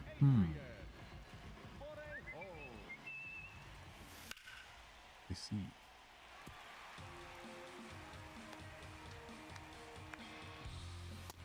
That's a ball. Having to cheat on veteran is bold.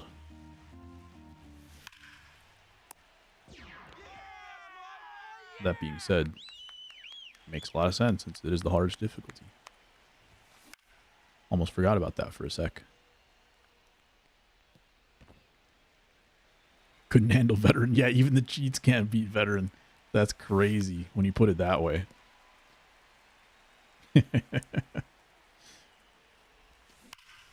That's crazy. 103, get over his head, please. That's Michael Harris in center field.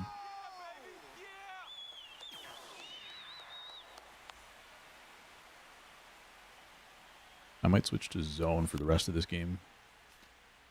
I'm going to do it right now.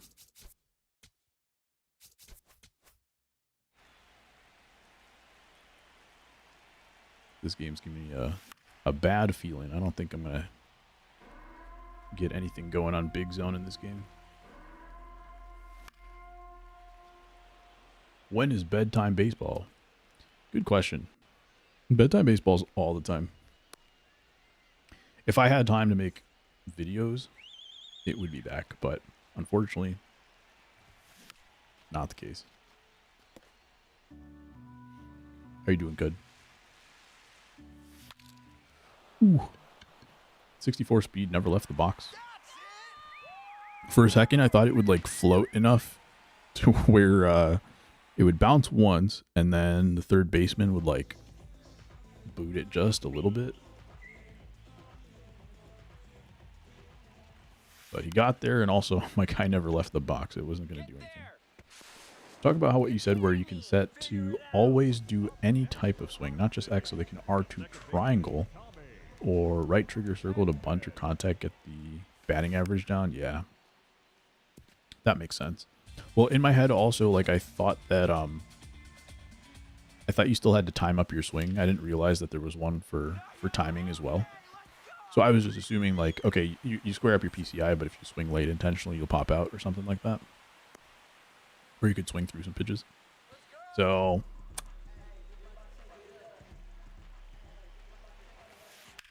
that one seemed even more simple. It was just a horrible pitch right there. That seemed even a little bit more simple. But yeah, having to, like, literally having to do all the work for you. Pretty funny as well.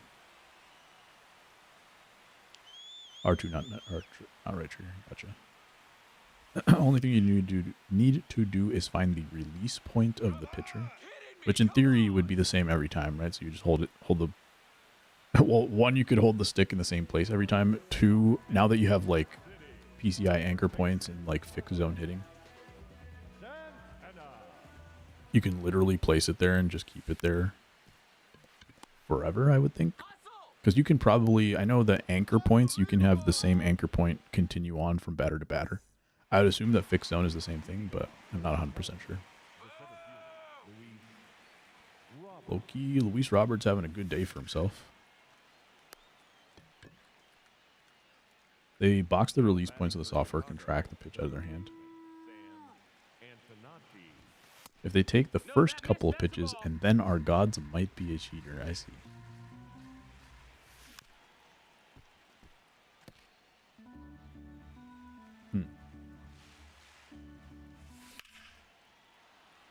Antonacci, kind of try to get this off the wall here. Or over the wall. That's fine with me, too.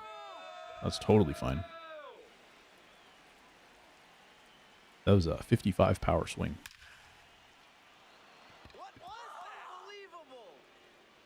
Antonacci, what up, Bistro? We got our White Sox team going on right here. Ray Durham, the leadoff hitter, with his 50th hit. Hello, hello. Are you watching the season, sir? No, that's low. Ball. I'm back on it. They've sold me. Just like Harold Bain sold me. It's a good pitch, bad to swing. Bad pitch to swing at, unfortunately.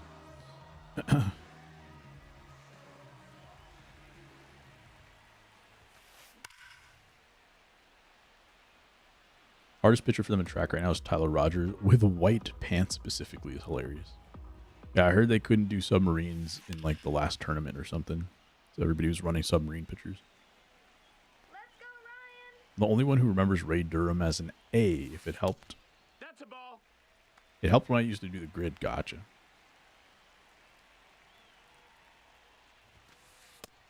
Ball, that's high. And try to get Ryan Howard out here. Veritek had a home run, and Michael Harris has a home run so far.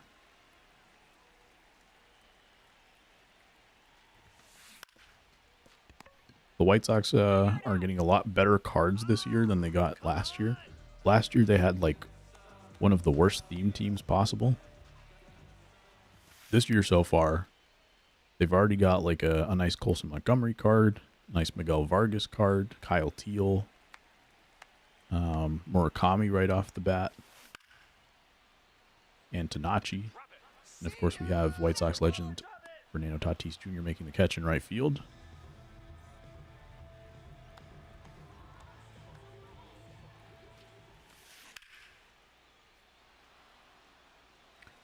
Noah Schultz just came out recently too, so we used him last game. He threw a complete game for me. So a much, much better White Sox theme team so far to start the year. Like, this theme team is maybe even more fun than the end of year theme team from last year. Get another one. Durham was a trade deadline player for the Moneyball A's. Was there half a season? Oh, really? Interesting. So I assume he got on base.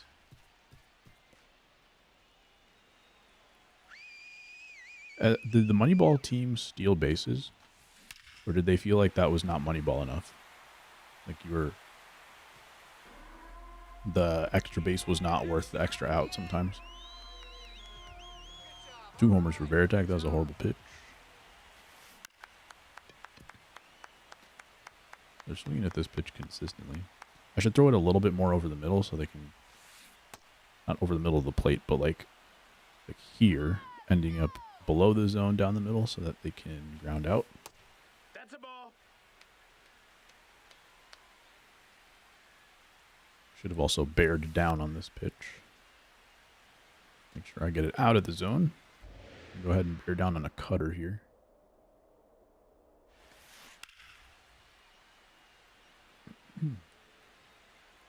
Bean was notorious for telling people not to steal. Okay, for sure. That makes sense. I knew like they were really against bunting and everything, but couldn't remember if they had discussed stealing at all in the movie. Yeah, definitely no sacrifices.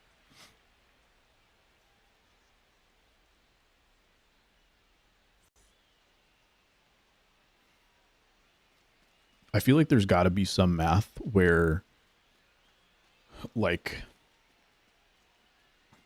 how valuable is a runner on second versus a runner on first? For Chicago, the first baseman, And I feel like unless, like, if you have a decently high contact team,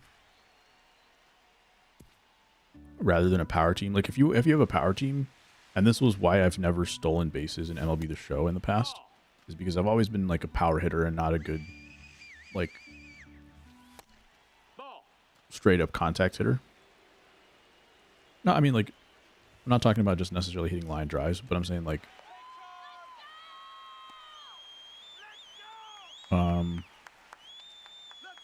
putting the ball in play in general, I guess.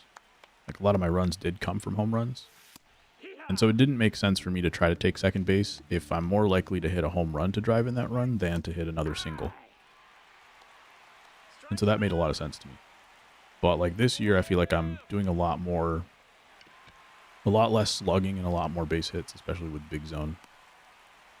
And so it makes sense for me to steal second base a little bit more often. Yo, Chowd ahead with the raid. Appreciate that. How we doing?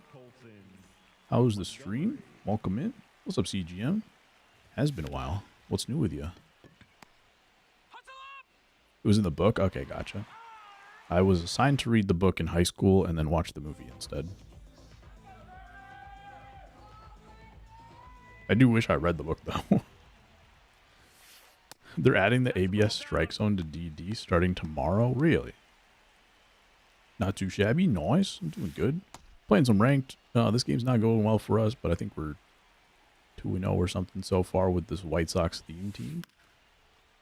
That's pretty good time. How about you? Playing some ranked today? In the new update.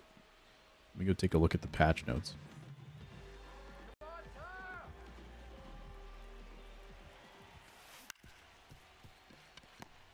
I was talking about this last time, and it makes sense that they don't have, like, replays on the bases in Diamond Dynasty. Because there's, like, some desync issue, but you're not going to have, like, desync that affects strike zones. That being said, if it works the way that it works in franchise, it's going to be extremely dumb. Because there's, like, raises the zone of strikes. Yeah, when you do ABS. Yeah, exactly. Exactly. So, like, it's extremely dumb. Like, it doesn't work fairly in both directions. Well, are you saying, hold on. Are you saying that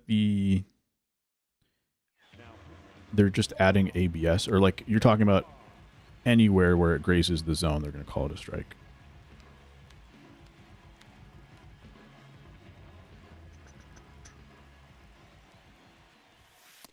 Updated strike zone. Okay, so the strike zone to match. Okay, so it's not just the fact that it's like No, that's inside.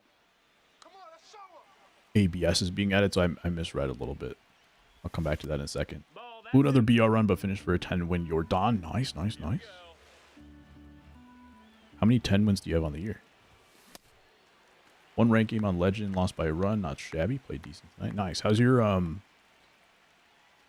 what's it called? How's your weekend classic been going so far? 5? Nice. No flawless. Oh, tough. Come on, Vargas, get it over his head, please. God dang. They have a big note on it. Okay.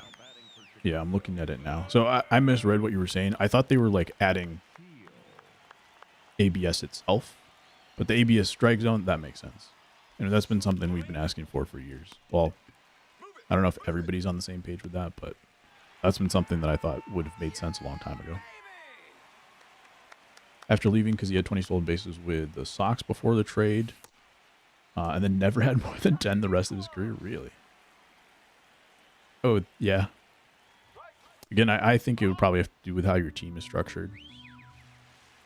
If you got a lot of home run hitters, I think it doesn't make sense to steal.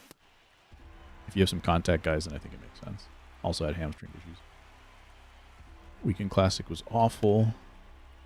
Glitched by a cheater and randomly disconnected from MLB servers in back-to-back games. Dang, that's tough. You're not on the block list, shot ahead? That's tough. I'm not on the block list anymore. Maybe I would have been a couple years ago. Tragic. Getting to, I wasn't honored. Not cool enough, unfortunately. My title tonight, I should just do it. I'm just going to do it now. My title tonight should have been trying to get cool enough to be on the block list.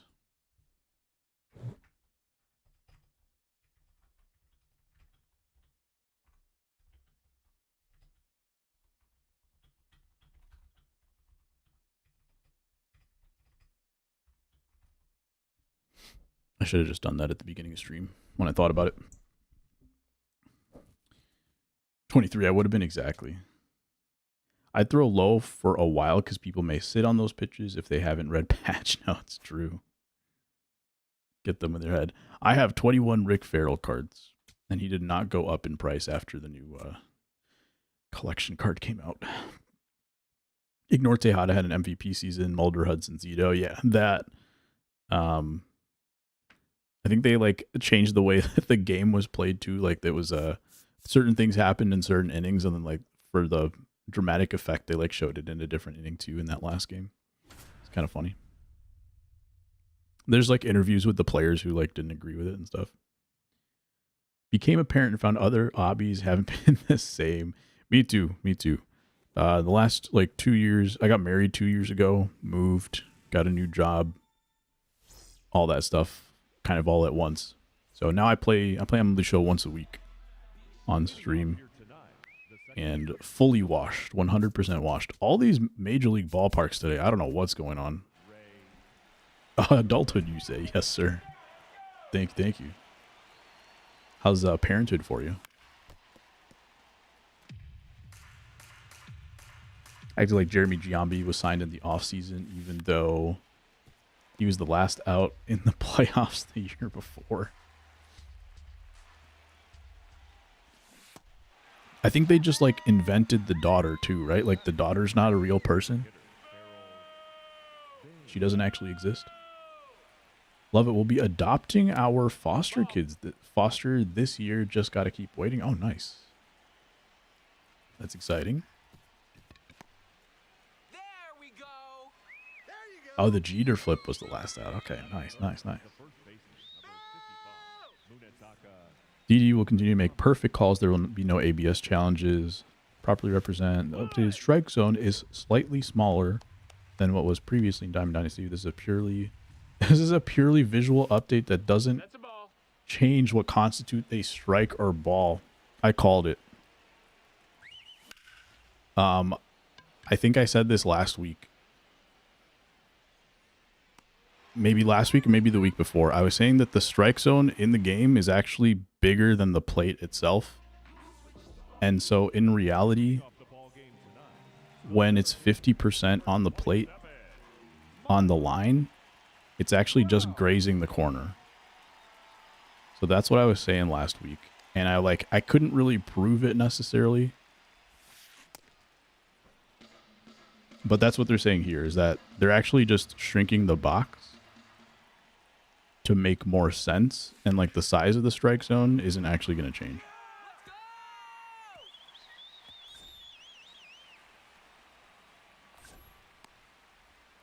But it makes a lot more sense to do it this way. Like it never made sense for them to have it visually look like this when that's not how baseball is.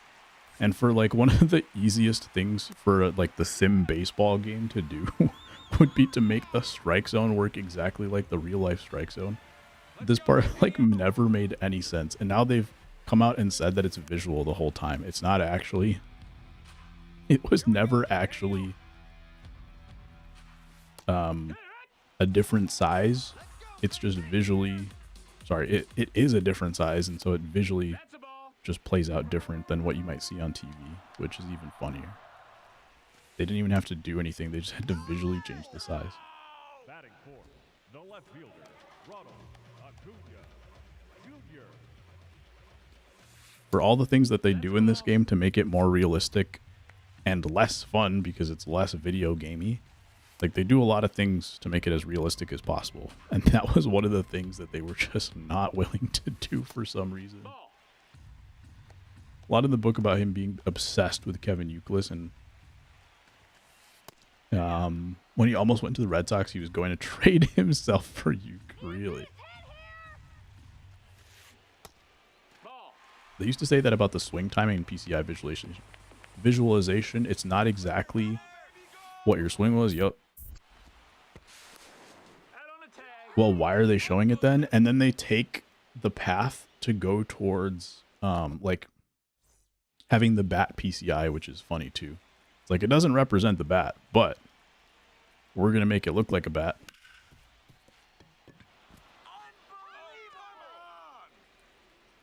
I would swing and look and feel like the timing was right on. The replay would be right on there and the result would be bad. They've had some like ugly swing feedbacks too, like you get weird swing animations. Those have gotten a little bit better over the last few years. But like, for instance, a pitch that was like right in that spot right there, sometimes you would get this weird like loopy swing that went around the batter's knees and you would get like a good feedback and a whiff. I remember that happened to me in like the 9th inning of a tournament game. And so yeah, I agree. There were a lot of results like that. Good.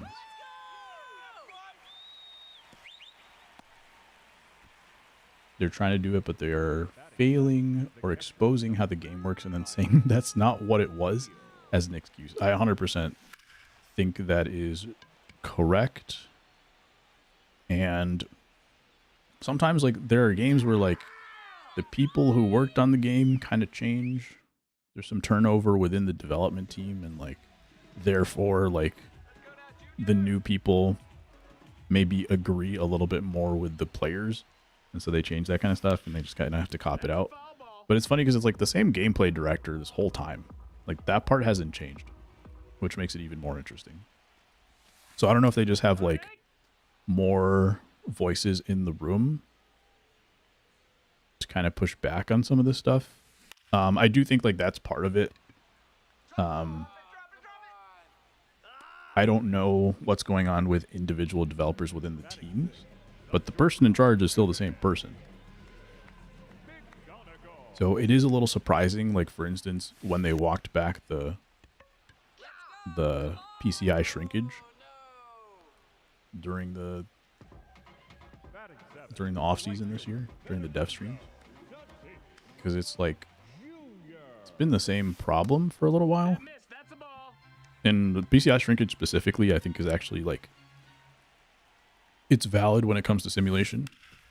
Everything that they explained when it comes to PCI shrinkage is correct, but it was not good for the game because of the effect that it forces everybody to play switch hitters. And so then you have a whole meta that like you can't avoid because of that one decision. Even though like technically it's correct, it's going to be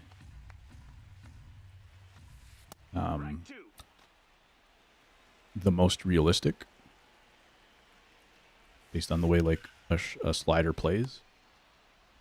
But it was just bad for the game. So it is interesting when they do go back and say like you're saying. Yo, I appreciate it, Shout Ahead. Thank you again for the raid. If you guys haven't followed Shout Ahead, make sure you do. Have a great night. Leading off for Chicago. Hopefully you'll get your first flawless pretty soon. It's right around the corner. I can feel it. This person is a Chi team, a Chicago team. It looks like it's a Chicago Cubs player, and they're playing in Houston. Turn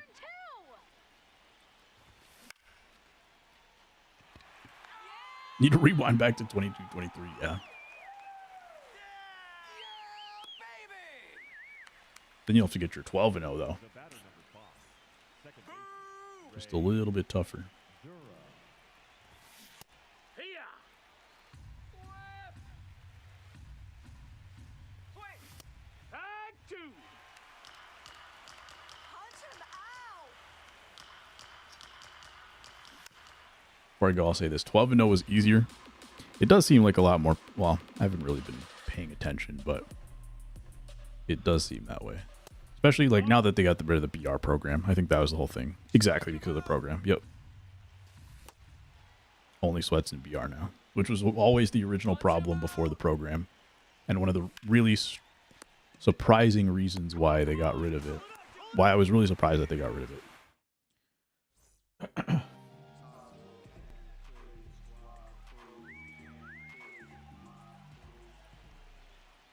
We'll see. See if they ever change that back. I really thought they did it last year to kind of combat the fact that they were going to have less players just because it wasn't on Game Pass anymore. I thought that was one of the main reasons why they got rid of the program and kind of forced everybody into ranked last year. Kind of killed events and everything.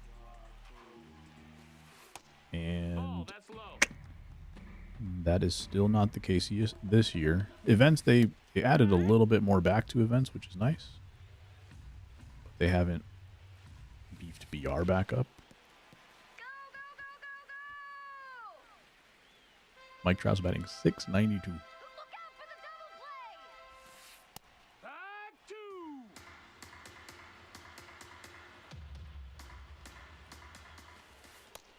That's a ball. Good take. No. Save.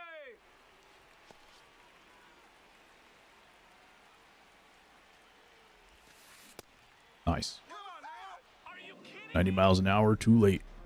Base hit now. 90 miles an hour, 108. They said, I'm not missing two 90-mile-an-hour sinkers in a row. Probably shouldn't have put it right down the middle, but sometimes you got to do what you got to do.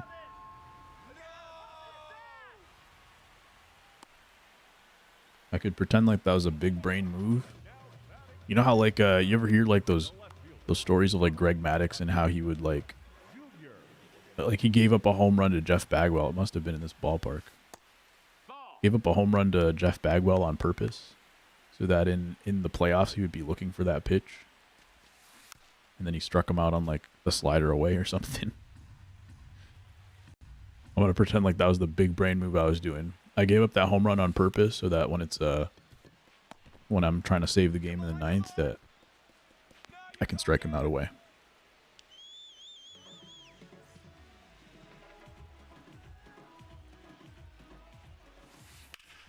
Drop it. That's unbelievable. All right. Got to figure out a way to get some hits.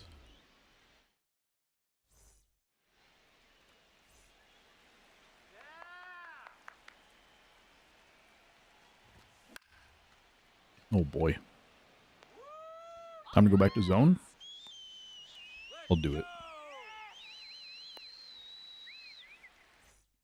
It is these lefties. These lefties are the biggest pattern, I would say. Like, I have a lot of good lefties in my lineup. And then as soon as I face a lefty, things start to get a lot worse. Like, these good goods are just... They're really something. I need to get an early out in front on this pitch, so I can make sure I get a base hit. Try to avoid any good goods if at all possible. Nope, my bad. Come on. It was good. My fault. Let's go. Yeah, babe. I won't do that next time.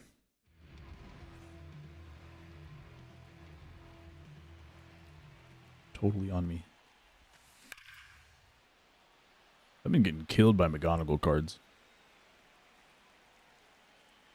So far, I haven't really found a soft place to pitch him. I feel like low and in, I've been getting hit pretty hard. Pretty much anything inside, I've been getting hit hard.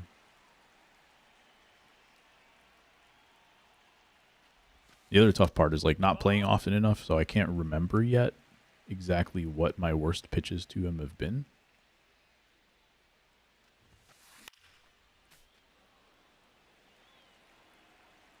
But it's one of those guys who, like, it feels like everything to everyone using this card seems like a bad pitch. No, ball. Good eye.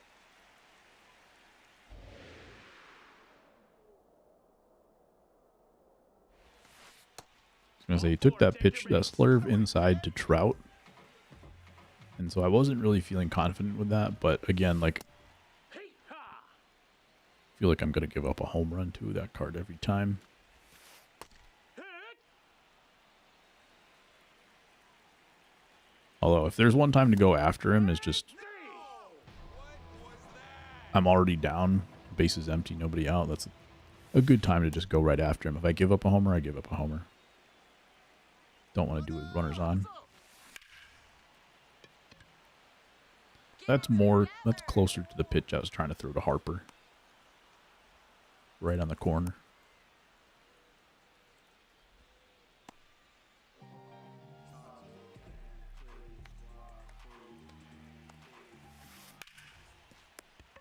There you go. Move it. Come on now.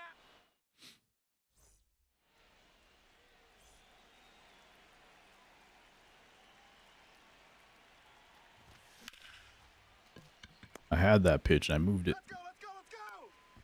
Let's go, baby. Cardinals just robbed a homer to win the game. Oh my goodness. Who hit it? Ooh, Miguel Vargas turning on one. Drop. Last out of the game.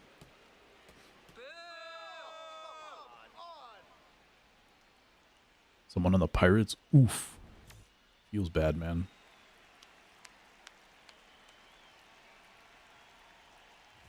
Couldn't let them just have one. There we go. We're looking for the sinker. We're getting the sinker. We're hitting the sinker. Kyle Teal, lefty. Would have won the game if it went over to... Oh, my God. Ball. Lost because it was caught. A walk-off robbery. Did it look like you... Like, when it left the bat, did you think it was gone?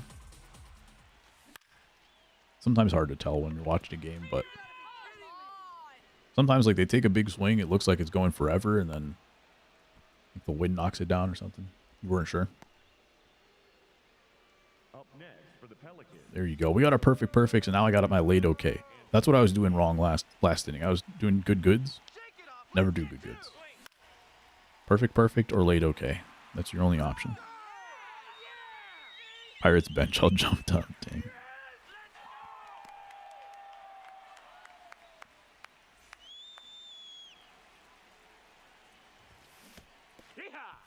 Swung at that pitch and it hit me.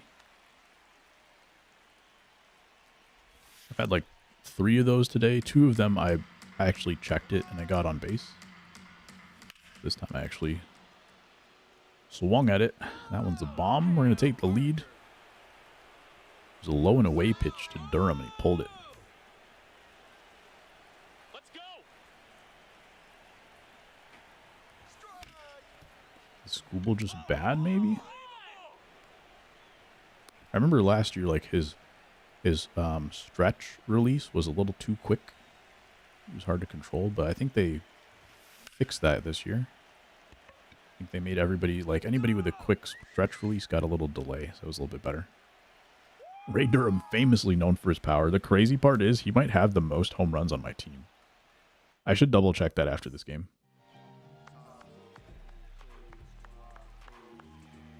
Even relative, like there's probably 3 or 4 guys who I've used have as many at bats with as Ray Durham. Like Colson Montgomery, for instance, I think I have maybe 3 homers with him. Durham probably has like 8 or 10.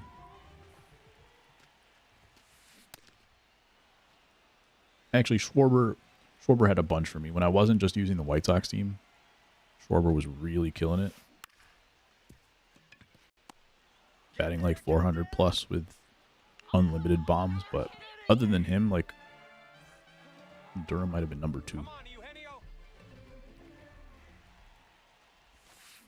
Will Smith got up there too. He was doing really well for me. But I don't remember if he was hitting for power. He was just driving in runs left and right.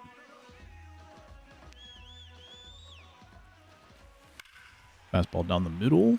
Please go foul. It could. It does.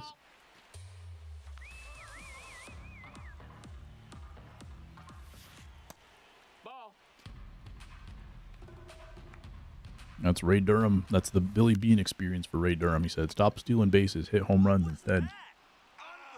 3 true outcomes only.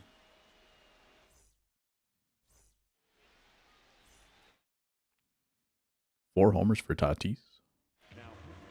I didn't even realize I was hitting for power with him.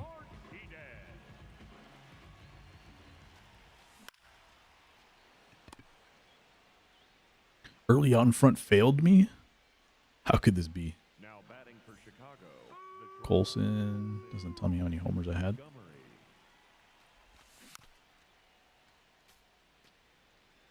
Cutter, splitter, slider, no sinker. I thought that was going to be the slider.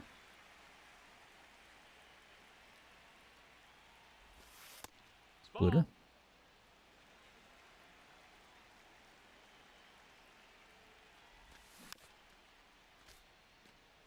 Just got a little piece. There's the slider. What was that? Way. Trout almost let that get past him. Let's get the easy two now. Let's go. Vargas, who homered in this game, was looking splitter first pitch. I'm gonna say, if he goes upstairs, I feel like anytime someone goes upstairs with a double play situation, they want to go upstairs again.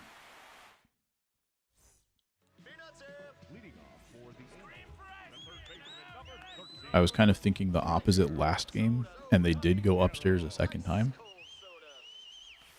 Even though, like, I've noticed that in previous games as well. So now I'm just going to keep doing it. If someone does go upstairs one time with runner on, I'm going to look up there twice. Completely fool you on a pitch and then won't throw it ever again, right?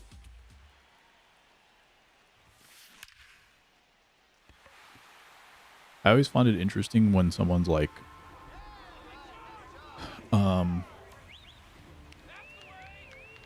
what is the situation? It's like something along the lines of if someone's early on a fastball, then on the next pitch you throw them a changeup, and then or maybe they're late on a fastball, and then shoot, I can't remember exactly what the situation is.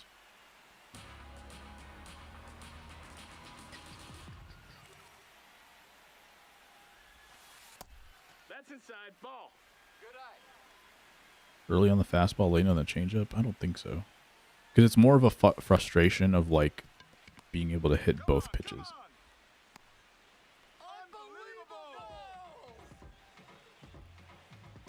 Maybe it's just maybe on time for a fastball and then on time for a changeup the next pitch. And I always, like, would hear people getting frustrated when someone's able to do that. Like, how are you able to be on time for a fastball and then on time for a breaking ball the next pitch? It's like, yeah, like, they were on time for it, and then they thought because they were on time for it, you would think that they were just looking for that pitch, and so they adjusted to a curveball to look for the next pitch.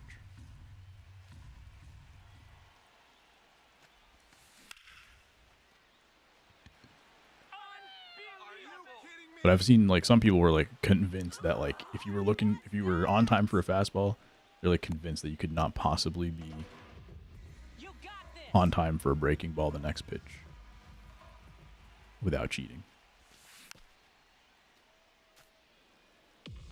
And now we'll never know. All thanks to Mr. Responsibility. What was that? What was that? No! All right, we gave up the lead.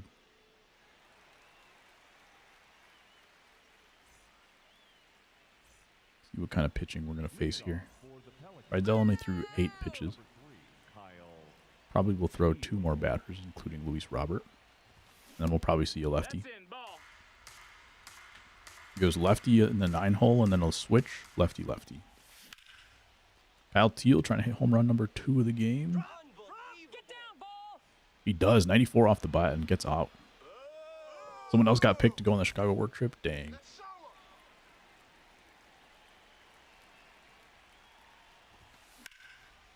We'll have to make something happen next time.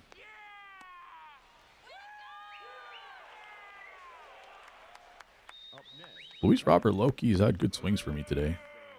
He doesn't like pull the ball for me with any kind of power, but I've been hitting it up the middle with him and stuff, and it's been working.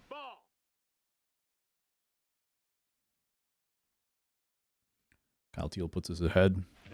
Yeah, like I said, 2 batters with Rydell, and now lefty coming in for Antonacci in the following few guys. Doesn't matter though. Antonacci's getting on base. Be More Baller 23. Appreciate the follow. Welcome in. Hope you're doing good. Might be the only one available to spend a long time in Brazil this summer. Interesting. What kind of projects are going on down there for you guys? Is it part of the same like chain that you're working with? Which I guess is their winter.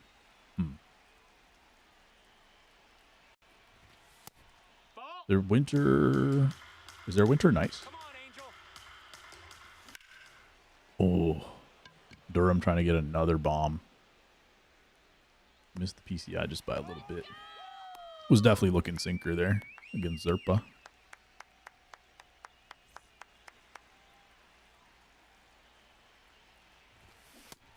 Ooh. Too early. Early again. All right. Reviewing equipment in a gold mine to see what it should be replaced with. Oh, wow. Sounds like it could be a very lucrative trip for you. Bryce Harper's hitting there in the 3 hole. I'm going to go to a righty anyway.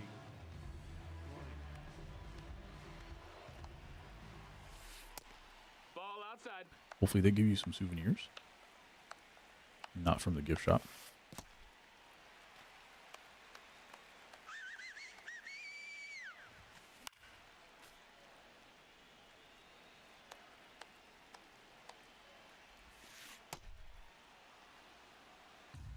Do they have like live fire alarm systems inside of the shafts? No, that missed. That's a ball.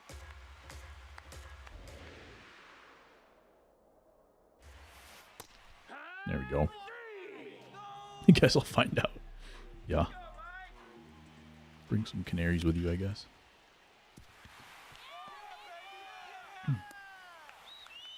Yeah, exactly.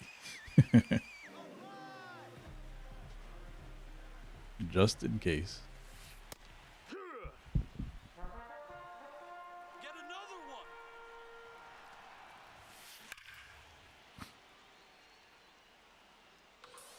Keep the inning alive. Nope. Ball. Nice take. Ooh. Come on, Bryce. Let's see if I can have my Greg Maddux moment here. That's a ball. They've been pretty good at like laying off breaking balls. And the 2 strike counts. That's a ball. Blake Trinan's par is huge though. Nice. If you're looking for that pitch, it can be hit really, really far. But I think they were sitting on the sinker. Let's go, Eugenio. Get on your horse. Go, go, go. Even that, just to like hit it to third base, you pretty much have to be sitting on the sinker. even though it didn't really go anywhere. Here we go, Angel. If they weren't looking for it, it would have been Let's go, Angel. a pop out.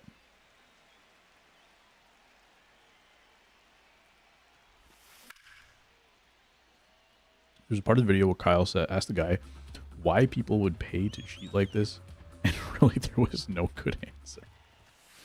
Yeah, I don't think there is. I think logically there is no good answer. I could totally understand the mini seasons thing, farming stubs, like all that makes logical sense to me at least. But the actual like doing it to win makes no sense.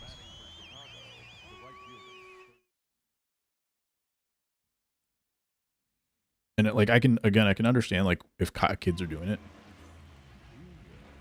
Number one, like there's a lot of things that kids do that like pretty much don't make any sense. Then also like if you have a friend group or something and you're like, hey, like I'm really good at this game, check it out. They can see your PSN, but you don't really play against them or anything. You're just like trying to be cool with kids on the baseball team or whatever. I don't know. Some of that makes a little bit more sense, but the fact that like that cheating software costs so much money, I'm guessing it's not kids.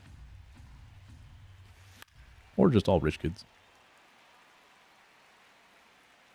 Who knows? Sit him down. Maybe there's some correlation going on there. When I see people in COD with those wall hacks and stuff, I don't know if they pay for that or how that works. True. Punch him out. Yeah, I'm not sure either.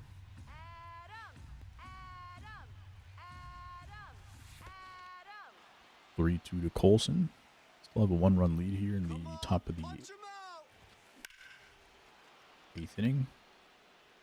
Get down, ball. Can this get to the wall? No, Trout's there.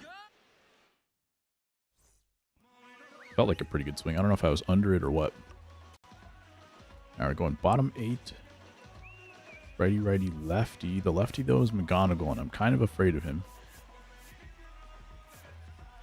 Also, I don't have, like, great righties, so I'm going to go to Andrew Miller, I think. Britton's been kind of my number one lockdown. I'm going to go to Britton. Only problem is his pitch mix is a little bit light, but I think he's pretty nasty. I think he might have one of my like favorite sinkers to throw. I don't know exactly why, but I feel like a 96 is the perfect speed for the sinker. Let me see how hard his fastball is. Gives up a home run on the test pitch. Caminero already has a homer. It's the same exact speed as the four seam, which is interesting. A lot of times, like if you get a 96 sinker, then like your fastball is like 100, which is actually, I guess, kind of bad in this game because like the sinker comes in faster than the fastball on the same speed. So you're actually like your four seam is actually the changeup in this case. That's probably a good thing. But if your fastball is 100 and your sinker is like 96, then they probably feel closer to the same speed. Whereas this one, your fastball at the same speed actually acts as like a changeup. Easy for SDS to catch the cheaters if they wanted to. Oh my goodness. Great way to start it off. What a PCI dot. Catch the cheaters if they wanted to because those pitcher inputs are not human. Yo, Demon Chase with the raid too. What's going on, Demon Chase? How was your stream? Hope you're doing good. Yeah, there's like a lot of stuff when it comes to that. There's like a lot of evidence. There's a lot of like, if you were playing against them, like it's very obvious in some cases. I know that they have all this, the terms of service, of course, and they have all this stuff to like avoid getting caught, but sometimes it just seems a little obvious. And the fact that it's been going on for so long, that's the big thing. If it like pops up, I could totally be like, yeah, like it makes sense that it would take a while to figure out what's going on, but it's been happening for so long. It really does feel like it's a Ball, that's in. it's a choice on some level. Because even like they don't even have to ban everybody, you know. again, this goes back to like just being a deterrent. The fact that like if you just banned 10% of these people, and the point again is to really build up your team, right? Like they're trying to make stubs or whatever. Like, oh, I guess we don't truly understand the point. But is it about winning the game, or is it about your account? Because if you ban an account and you're now afraid that your account is going to get banned with all the stuff that you have on it, then you're going to more likely to avoid doing it. When I say not human, I mean they do the pinpoint motions so fast, there's no way a human could do it like that. Oh, okay, gotcha. Yeah, I guess you would be seeing it from their perspective, so that makes sense.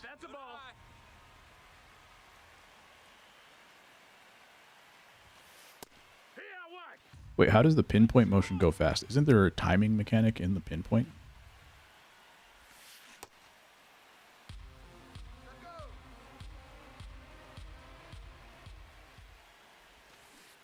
Tatis at bat, I don't feel too bad. I think it was just a good swing and a good at bat, so I just tipped the cap on that one.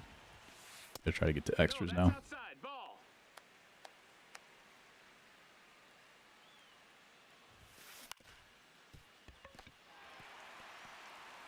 Throw it.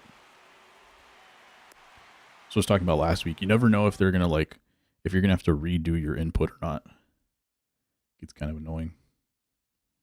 Hope the stream was good, Demon Chase. Appreciate you. If you guys haven't followed Demon Chase, make sure you do. Hope you're having a great night. We're playing some ranked. Came back in this one. Blew it. We got 2 errors in this game.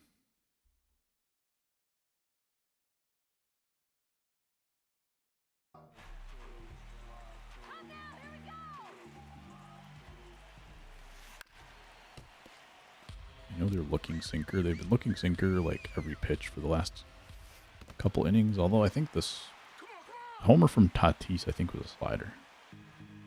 2 at 20 minutes. You'll see what I mean. Okay. Nope, ball. I want to throw the sinker, but I know they're looking for it on this pitch. There you go. Perfect. You just got to throw it like off the plate wherever you think they're looking for it. That was exactly where I wanted with that pitch. And I respect the take. Perfect. All right. Gossage is tired. Otherwise, maybe I would have kept him in. I'm going to go lefty. Hopefully they bring in a righty. I just don't want to face Harper regardless.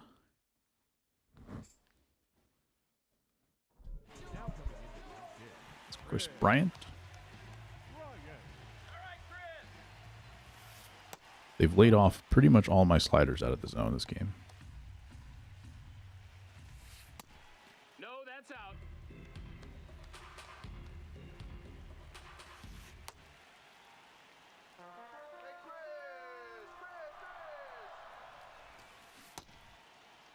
Circle change has been working. I think I'm gonna... Yes. Okay. Well, let's do this. Bottom of the order. Antonacci's going to get walked first batter.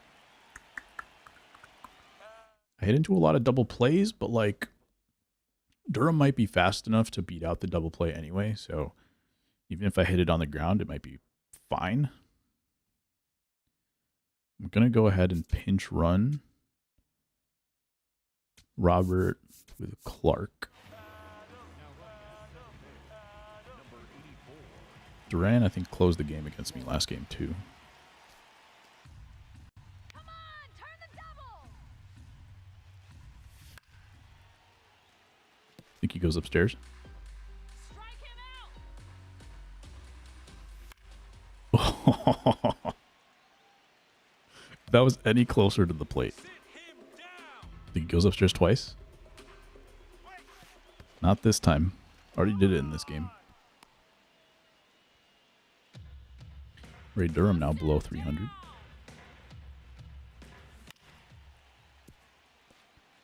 Kind of want a contact swing, but I trust Ray Durham. Punch him out.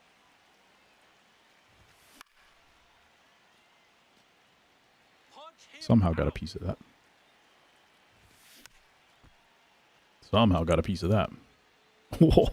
PCI wasn't even close. Somehow got a piece of that.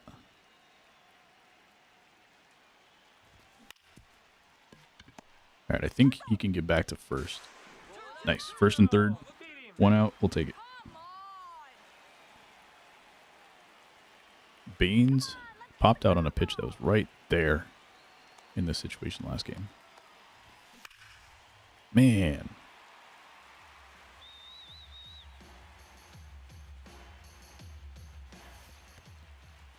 Love the zone. Let's see. Is Billy Bean whispering in the ear of Ray Durham?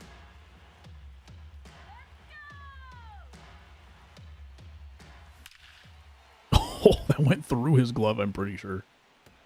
We're going to try for 3. Risky, but we got it. I got to see, did this ball go right through his glove?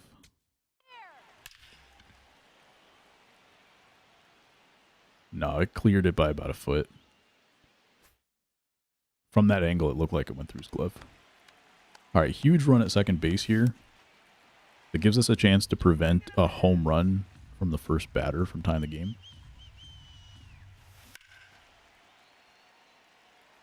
I'm not even trying to pull these balls, but they are getting pulled.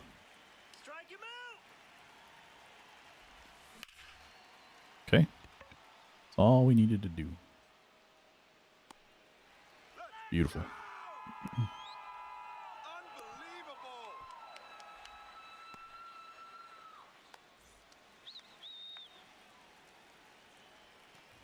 If I had pulled that another, like, millisecond earlier, it probably would have been a home run, but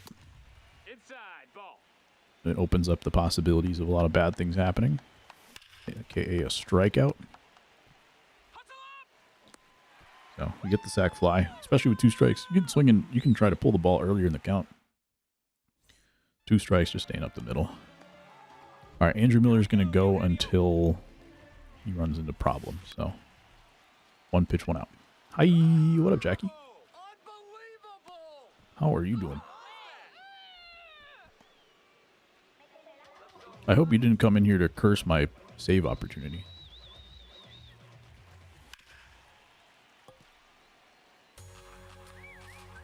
Is Andrew Miller still in the league? I don't think so.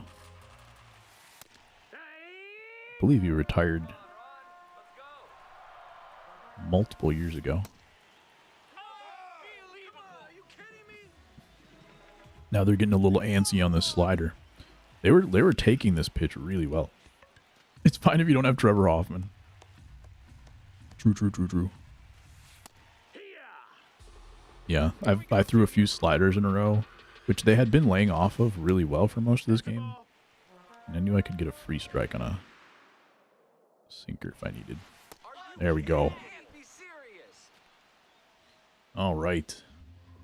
That was a good comeback fight right there.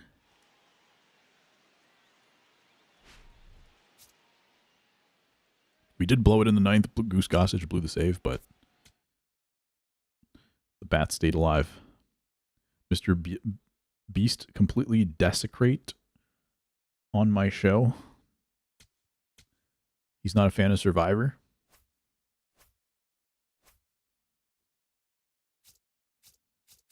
Got some... got a lot of cards in here. Second inning path, that's why. In multiplayer path.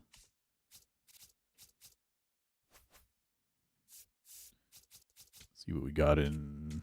Let's see what all these packs show us. We are going to play one more game.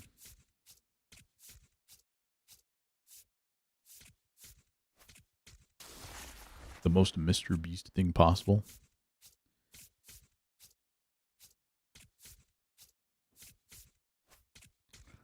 Guest cameo on Survivor. They're all having this celebs this season for Mr. Beast and Jimmy Fallon to Zach Brown. Oh yeah, I think you guys were telling me a little bit about that last time.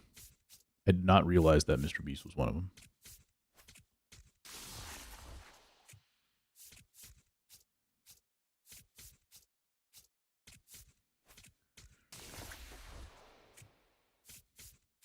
Was the Yankees the last team that Andrew Miller played for?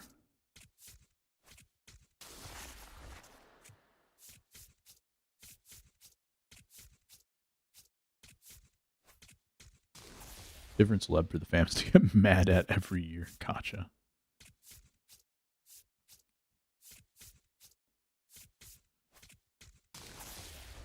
Live Series Rockies. I'm sure I have all these cards already.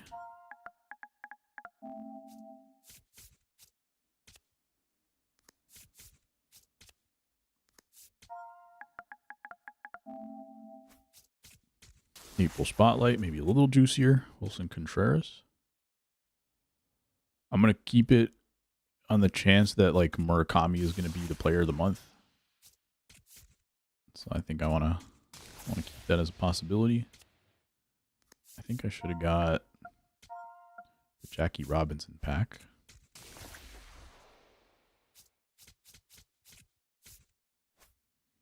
Okay. One more game. And we do not have an opportunity yet.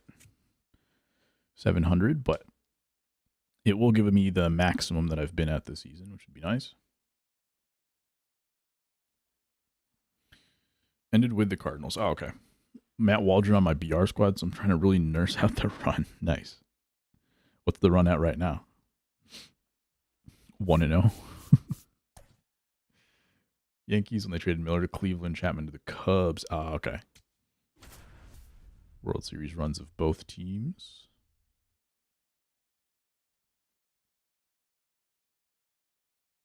.40, shockingly. Let's see, is it another Major League ballpark? I think the away team all of today. 5 Major League ballparks today. I don't know if that's ever happened before.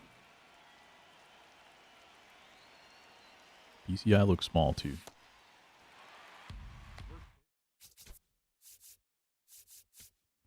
It is Hall of Fame. Let's do it.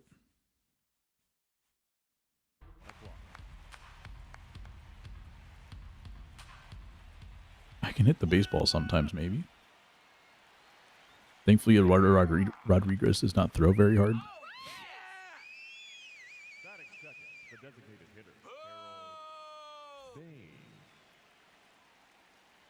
So 91 should be hittable, but I'm more afraid of what's going to come out of the pen.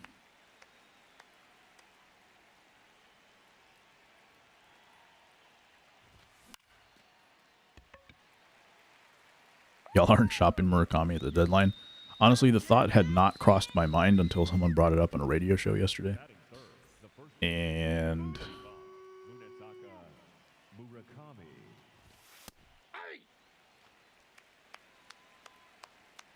I don't know.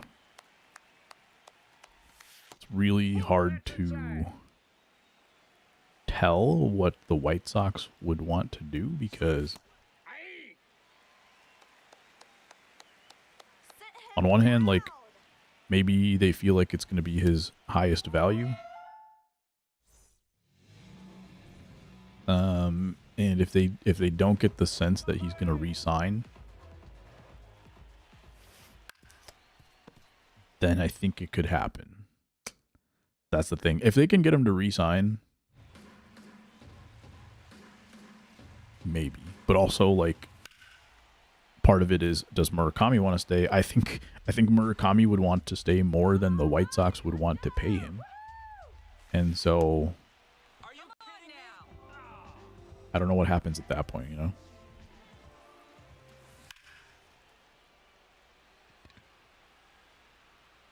Like, is he going to get Andrew Benintendi money? Dollar bills? There's so many question marks. Like, they have some new ownership, like,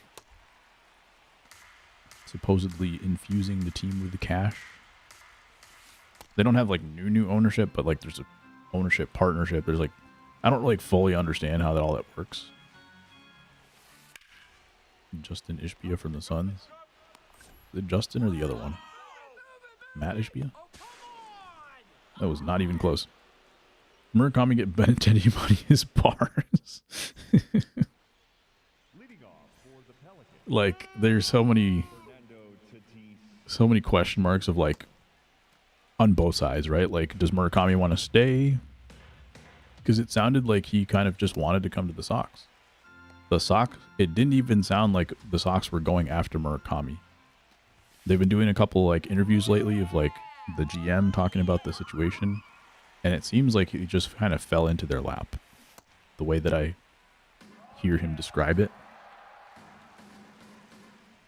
in that he just like wanted to come to Chicago, and he was probably not getting the offers from other places, and they probably felt like he could be the star of Chicago, blah blah blah. Because like LA is saturated with Japanese players, and Outside.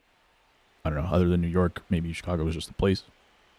Maybe New York wasn't willing to pay him because of like their money constraints, and also like the guaranteed playing time. All those factors probably played into it, and maybe that was just to get into the league, right? Like to get his 2-year contract to prove that he can play in the league, and then, you know, then he gets Dodgers money. So there's a real possibility that if they're not getting the vibe that he's going to be re-signing, and let's say by the time they get to trade deadline, they're 10, 20 games below 500, it could for sure happen. Because at that point, like, how good of a team-friendly deal would that be? If you're getting a guy for, what is it, like 15 mil? For a season and a half?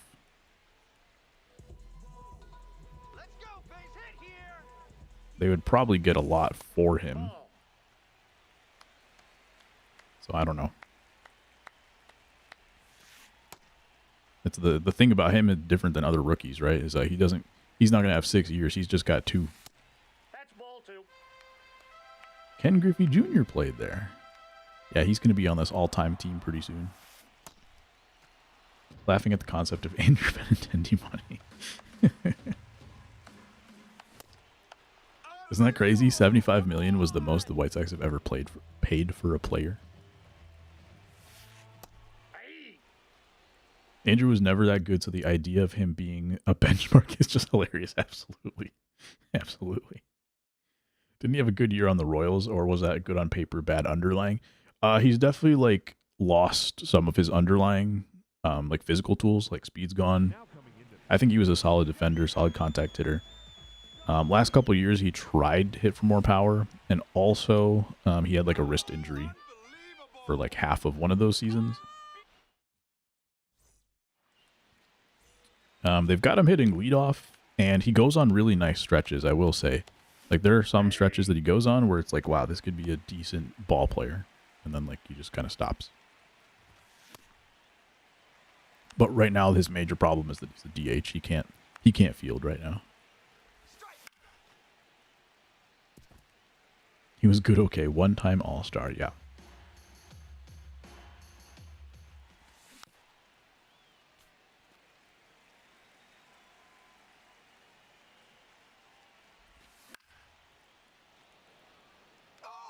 Yep. There was a piece of the Andrew Benintendi thing, which was like they were trying to draft him, basically. So the White Sox, the people in management, were like after him since he came out of school, like since he joined the draft. And then they finally got an opportunity to like come full circle and sign him. So that's pretty much what happened. Regardless of like what kind of player he was at the time of getting his free agency. Good Lord.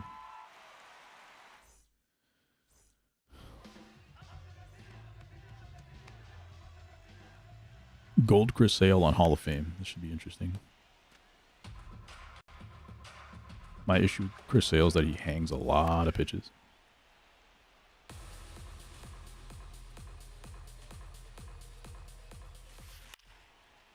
Change up inside. Are you kidding me? Unbelievable! Batting done. The catcher. So I'm hoping, like, if we were to go back and look at the history of the White Sox, let me put it this way. Andrew Benintendi, but he's like, if your big signing was Harrison Bader. Isn't that so sad? And we've had some good players come through the organization. Even, like, mostly either after they were washed or they were drafted by the White Sox. But to think of that as, like, $75 million for Andrew Benintendi is, like, the biggest contract they've ever given. It's crazy. So if you were to like look back at the history of the White Sox, you would say for certain, if the market is there, that he would get traded this season, probably. Assuming that they just believe that, you know, that's going to be his peak value. The one thing that could help right now is like if they're close enough to the point where maybe the White Sox are 500, close to 500, and they feel like the team is just a few pitchers away from making a postseason run next year, regardless of whether or not Murakami is going to re-sign. If they feel like next year they have any opportunity to run, they would probably keep him. And I think that's how they view next year currently, with actually like nothing to go off of right now. Ooh, nice. That gets over the head. Like, they're still so far away from next year. So many question marks between now and then. They have a lot of young pitching coming up, all this kind of stuff. Come on, Eduardo. I think they view next year as their true, like, opportunity. And unless, like, all the guys that they expect to do well this year just completely do not do well, I think they are looking to keep Murakami as part of a run for next year.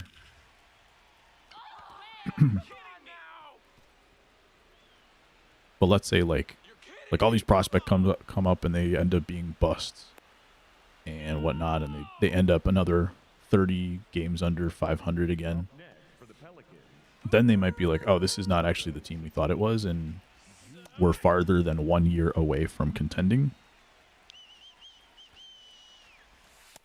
Then that might happen. We'll see. But that's the history of the White Sox. They'll have the few positives also, regardless of that situation. Again, like the owner with a little bit more money, or willingness to spend money, is what I should really say. That could be the key to actually making a real offer that could keep Murakami. That is, I would say that's a real possibility. Not an expectation, but that would be the one thing that you can say, like, you can ignore history, basically. That's the one factor that's different than the past. Are you kidding me? Eduardo Rodriguez on Hall of Fame, I guess, is not the move. All right, Rodriguez.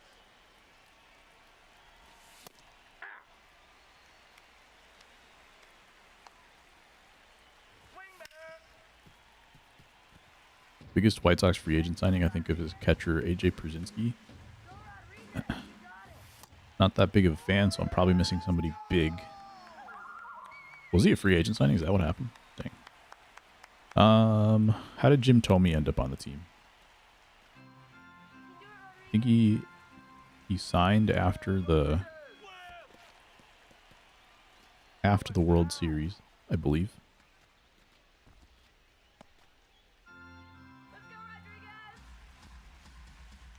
Konerko, I think, was a trade, but he was, I think, a minor league trade, I want to say. I don't know if Jose Abreu counts international free agency.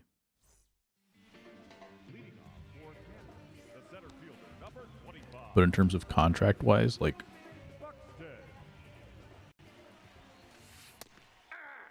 it couldn't really be anybody else. Like, obviously, there was a different time. Like, salaries were not what they are today. And so maybe you had a better player back in whenever. Thome was traded because he wanted to be near his family in Chicago. I did not know that. That is interesting. Who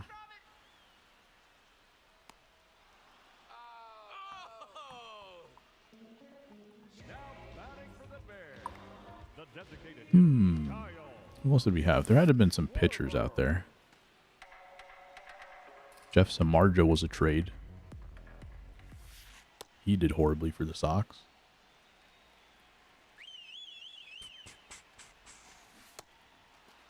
They kept signing these second basemen that couldn't do anything. I'm actually going to look this up because I am curious. Yeah, that was a good year for him. He was, I think they traded him from the A's, I want to say.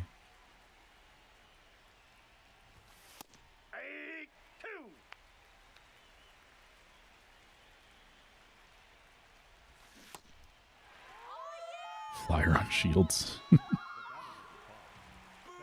funny that that actually came to mind when you asked that question because of how bad their free agents have been. Carlton Fisk is considered the best in franchise history. 5-year deal for Carlton Fisk.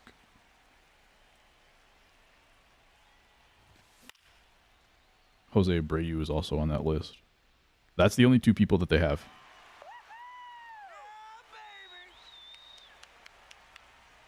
The only two people on that list was Abreu and Carlton Fisk.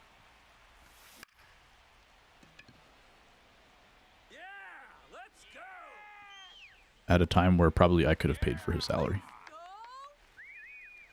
Abreu was a free agent. He was an international free agent, so like it kind of barely even counts.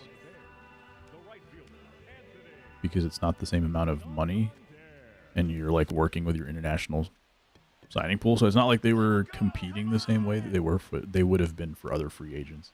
So that's like almost still an unfair like free agency. It's like free agency with an asterisk. AJ was solid though. Yeah, for some reason I thought they had traded for him. I had only started watching after he was already on the team.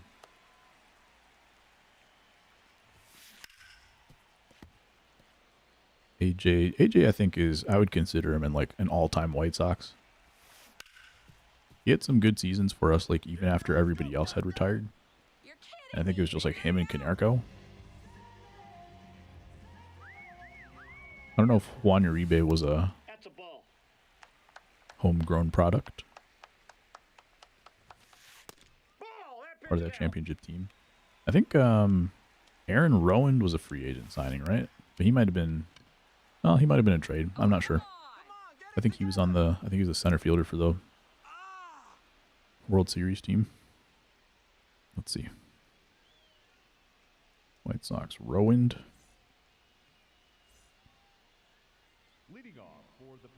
Rowand was traded for Jim Thome, really. That's how that happened. On the way out. Let's go, Eduardo. And selected by the White Sox in the first round of the 1998 draft. So he was he on the White Sox for like 8 years? Predictions of changes of after a lockout next year. What did the owners get? What did the players get?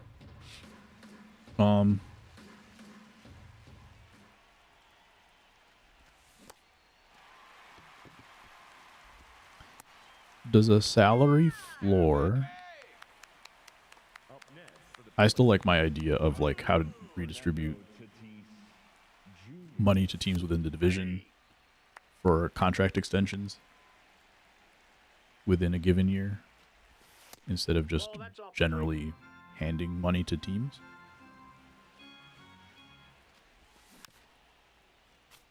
As a luxury tax.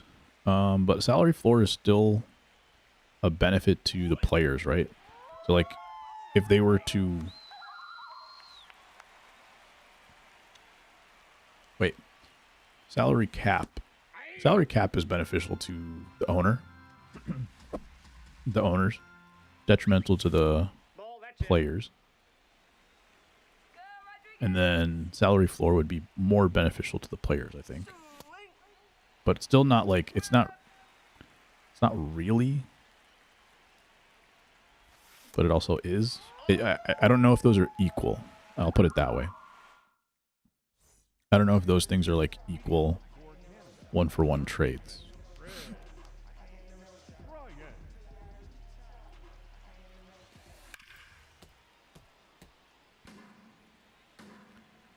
I don't know. Do you think they would ever kill deferred contracts? Like the way that they structured Ohtani's contract seems like you kind of shouldn't be able to do that almost. That's a ball. But I also don't know the details of like how that hits the luxury tax, all those kinds of things. So I can't really speak to that too well.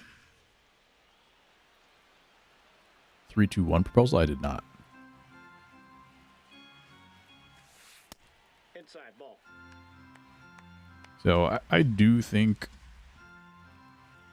that there's going to be What was that? some kind of clamp a little bit. I don't mind if they just kind of curtail the way that these contracts work. Again, I think there's a lot of reasons why like they can't let things go on this way. Because it's not just like that there's a gap, it's that the gap keeps growing, and at some point like it will kill the competitive nature. Like I think it's like right on the brink right now. Oh, come on! And so I think like the way the free agency works, the way that salaries are working right now is just not, it can't stay the same. And so I think something will give. I just don't know to what level. Miguel Vargas.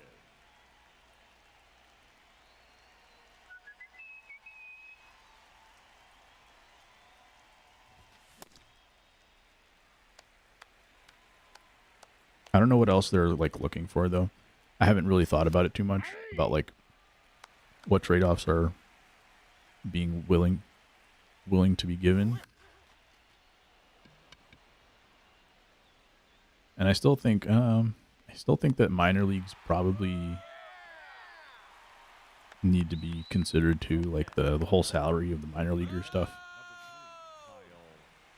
This is all it's a bigger economic concept, but I do believe like if you're part of a system that's making a ton of money, Oh, come on! then it makes sense to be compensated on some level. Like having a good minor league makes your major league team better, right? So like the more money your major league team is making, even though there's not like a direct impact from somebody playing in the minor leagues or working in the minor leagues, it doesn't have a direct impact on a day-to-day basis on how your major league product is I think that like there is an indirect benefit working its way up when you do have that kind of structure. Same way that I feel about how taxes should work, for instance. They say you can't buy a championship. The team that spends the most doesn't always win. However, if you're in the bottom half of spending, you cannot win. The bottom half of payroll has not won before 2000. And even if it was true, it would still be like a whatever chance. It'd be like a 1 in 50 chance or less. So even if it was true that you could, in air quotes, could win, it doesn't mean that you will be in any way favored or likely to win. Spending the most doesn't make you guaranteed to win, but spending a lot makes you very likely to win. And I think the opposite is also true. So I agree with you. And even like the people that would disagree with that is what I'm saying is like, even the people that would disagree with that, still they're just playing for a little bit of a percentage. So I agree. And like that keeps getting wider and wider. That gap is going to keep getting wider and wider. Get there! It was level the number of ping pong balls. The bottom 3 teams would get 2. The non-playoff teams besides them would get 3. And the play-in losers would get 1. So if you have one of the 3 worst records, you actually have a lesser chance of getting the number 1 pick.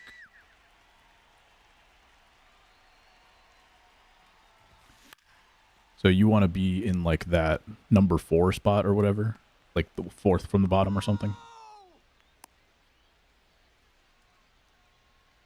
Non-playoff besides them would get 3. Interesting. Nope. Ball 1.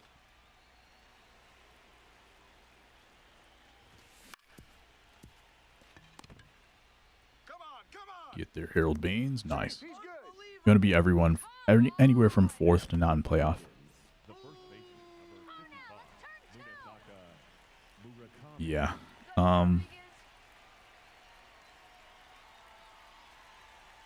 It's interesting because I think NBA draft is probably the most, like, the number 1 pick in an NBA draft is like probably the most important of any sport. NFL, of course, like quarterbacks getting drafted can obviously change the trajectory of a franchise right there.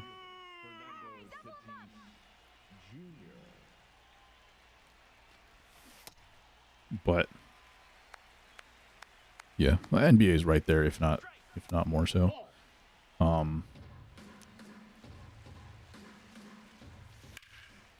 Get up, ball. 92 off the bat.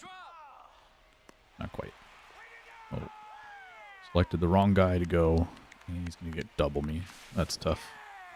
No team would be able to win the top pick in consecutive years, or be able to win 3 consecutive top 5 picks. You should not be able to protect picks 12 to 15 going forward. Interesting. I don't know if I agree or disagree. Let me put it that way. Like, I'll go in another direction to answer the question of, like, this kind of goes back to, like, what we were talking about with the PEDs earlier. Is I think if you set up your rules in a certain way, then it kind of double fixes the problem. Because if you are saying, a lot of people's argument for why you wouldn't do something like that is that what if your team is actually that bad that you are trying without actually tanking, and then you don't get you the top pick even though you truly were like that bad. My argument against that would be like, on paper, you also make choices to put your roster in a certain way. For instance, the Bulls this year, when they traded off players, they made their roster, like they had 9 guards or something like that. Like, they made a roster that literally could not compete against most teams.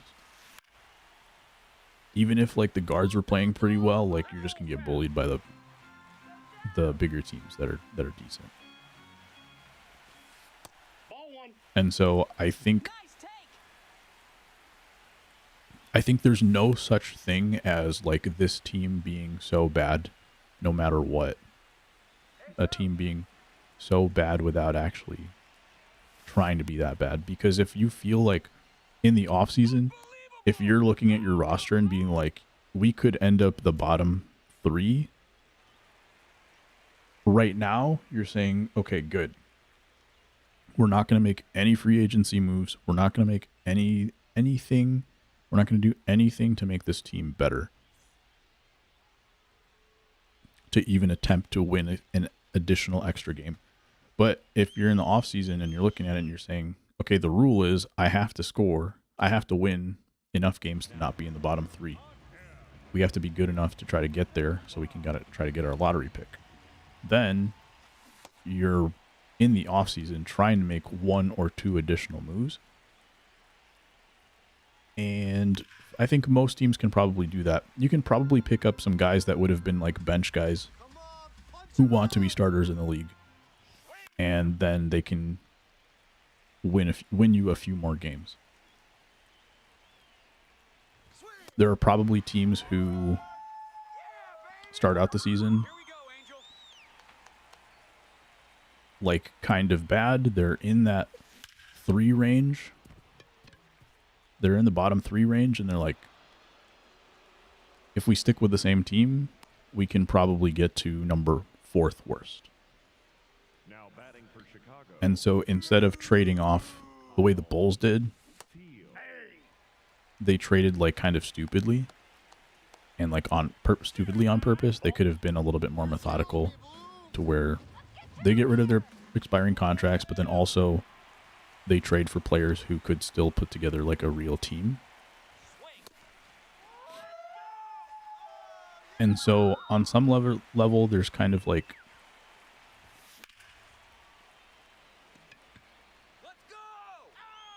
no excuse. Like there's ways to make your team better or not intentionally get worse. I say that, and now that I'm thinking about it, like, let's say everybody did that, there's still going to be, some of those teams are still going to be bottom 3. So at the end of the day, like, maybe you kind of still end up in the same problem. Shouldn't be so bad that they absolutely can't be decent if they're bigger ceiling than failing their young superstars. They need new coaches, new GMs, new managers, new scouts.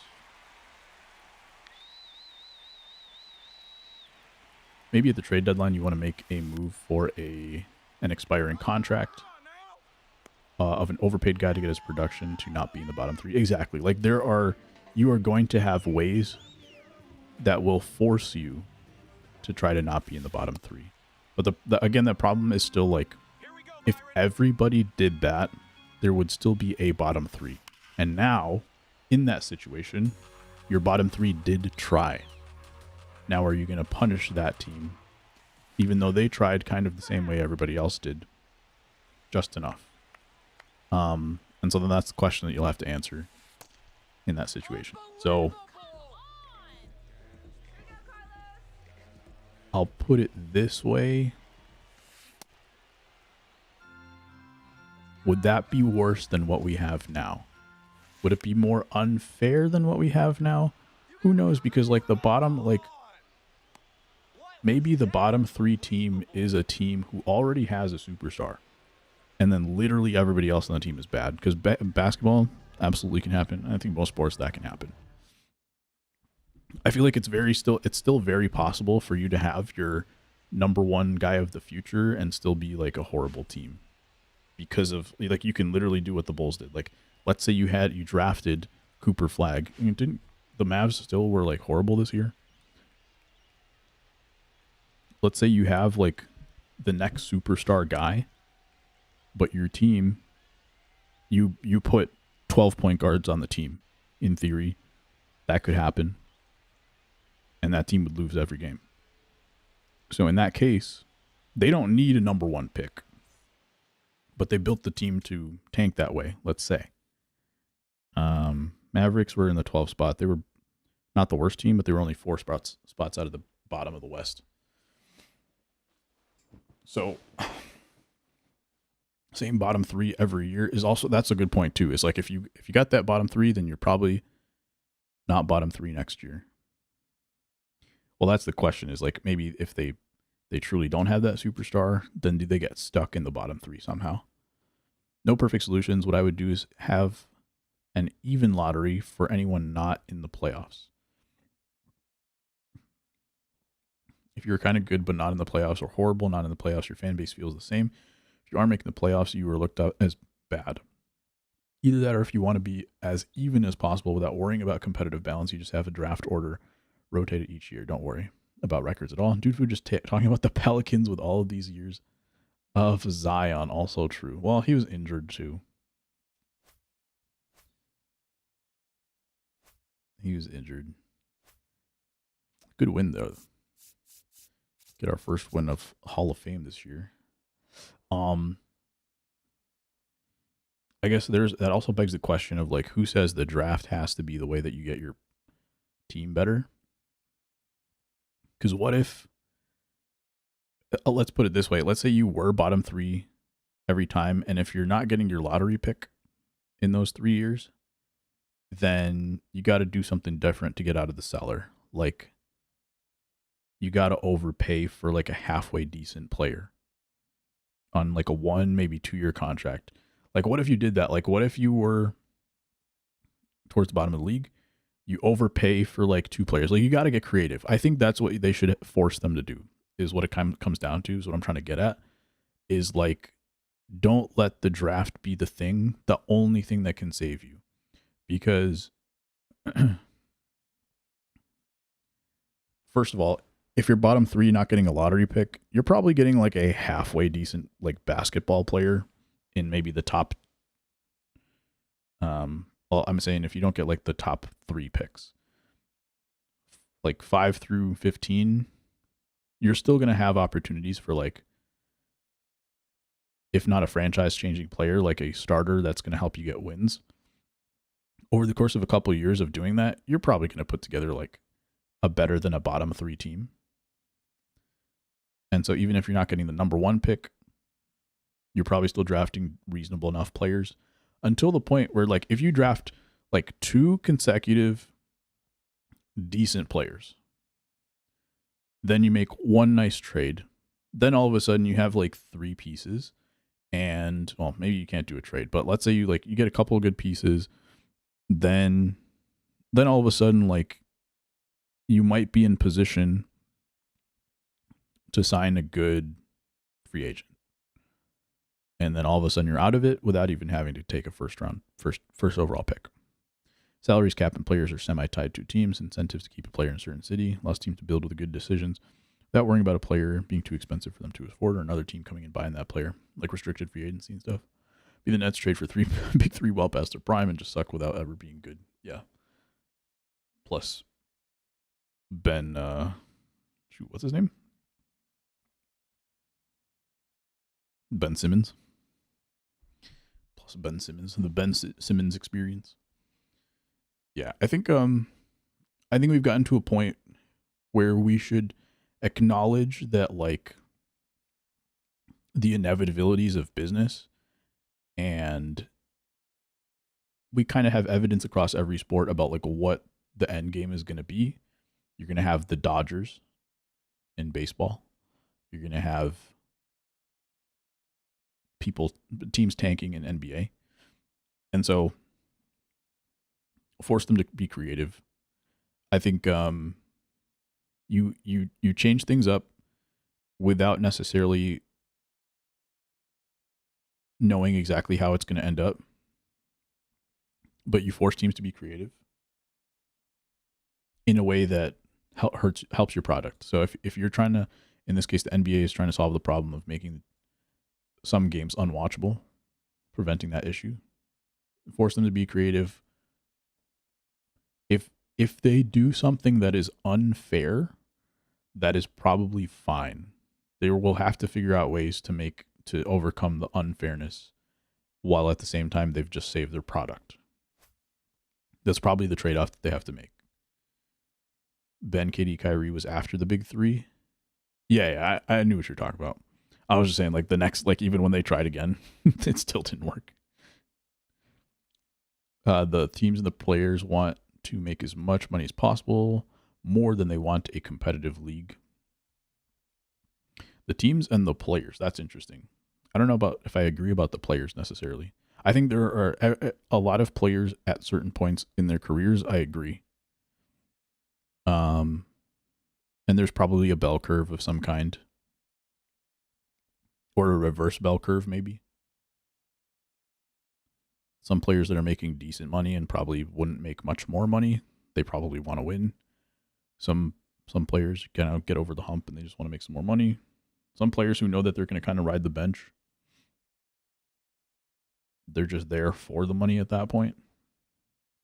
Traded for no reason for Boston's big 3 after they were done, yeah. And that's why the way it is. Not every single one. Several teams will spend whatever it takes for a championship. That's where profitability goes down. Yeah, we were talking about that for like some of the baseball teams last week. And so yeah, I agree with that for the teams, from the team side for sure. Many players will take less money to stay in a city or not move their family as much, but in general, yeah, I mean, I definitely think that the players want to make as much money as possible. But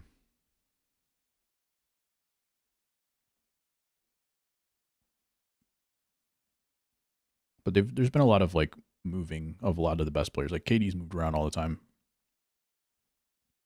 He doesn't have a family though, so that makes sense. Harden's gotten traded a bunch, but I feel like they do like there's a lot of like 2-year contracts in the NBA.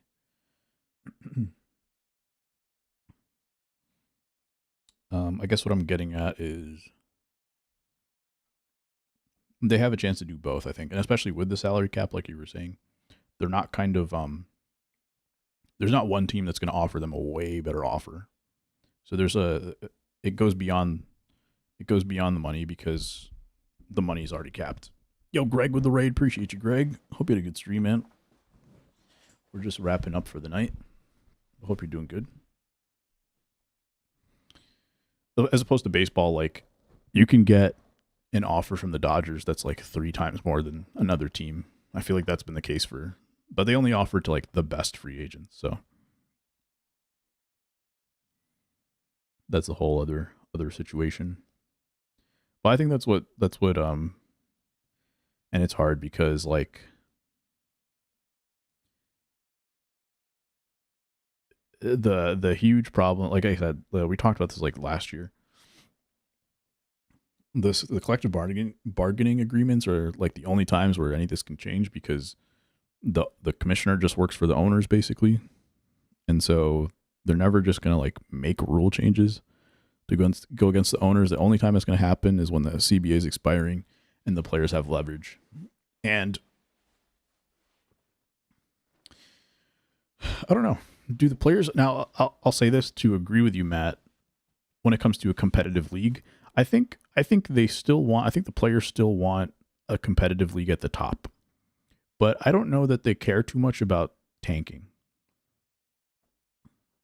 I don't know if the players care about tanking. Like, there are some players who will take advantage of it. They'll be able to make a career because they join a tanking team and they get playing opportunities. And then like for the other teams, it's just like free wins. Like, they probably don't really care. And then there's still going to be good teams that they have to face. So that's all they're really focused on. So to agree with you on that part, I don't think they'd really care about that bottom part of the league, whether teams are tanking or not. Hope there's still some time left in the stream. We're kind of heading off. We're just having some fun with free agency discussions across a couple of different sports. But hope your stream was good. Extra embarrassing when you're trying to make some push and lose to a tanking team. Also true.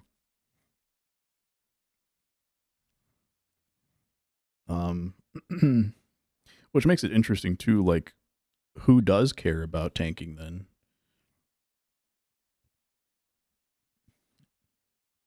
It's the viewers. And so the only way like that leverage happens, like I was just saying, the only leverage happens in the CBA with the players. But if the players don't really care, then the only leverage is to stop watching the NBA and viewership for viewership to drop. And so that will be the real question. Is it hurting the wallets enough for them to make a change? If the owners would have to basically lead it, they would have to say, our teams are losing money. But then that's the thing, is like, they're in charge. Like, they could just decide not to tank. They're pretty much, it feels like they're tanking so that they can get a cheaper player and also shed salary for a year or two. So they're probably making more money at that point. And so it might not even matter. So maybe they don't even care. Maybe nobody cares. It's literally just like the fans getting punished for it.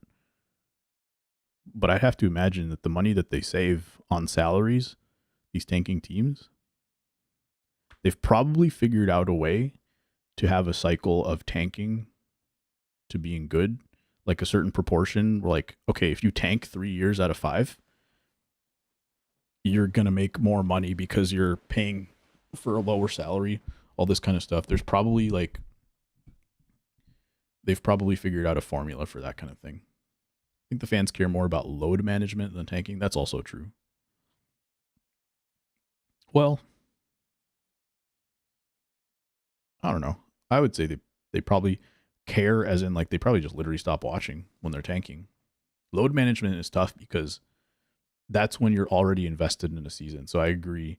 Like, it's a different type of care. But it's like, you're already watching the season. Like, my team's doing good. I want to watch my favorite player play 82 times and win 82 times. And then load management gets in the way of that.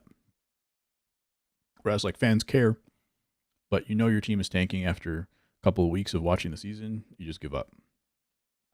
And so they do actually just stop watching, I would say, for like the average fan, not the hardcores. And then going to a game and the players and playing, yeah, that too. Yeah, but at the same time, like they wouldn't go to the game if they were tanking, or they would know ahead of time, like they're not expecting to win. We're just here to have fun. So I think there is care. I think it just shows up differently. But I agree with you. Like, I think Jordan used to say like he would just play 25 minutes, something like that, because people were coming to watch him play. So he would make sure to play.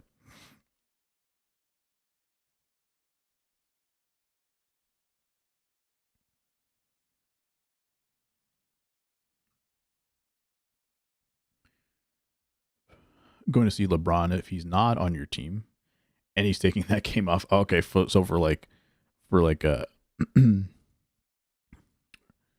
watching the opposite team and they're getting load management, that makes sense.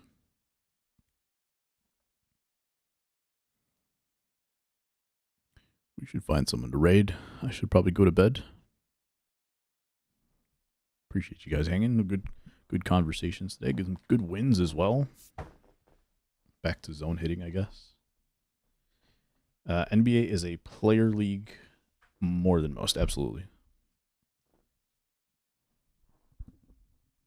Like you got like LeBron fans. It's terms of people why people watch. Like literally, maybe the only sport where people say I don't have a favorite team. I just have a favorite player, like to that level. So I agree with you for sure.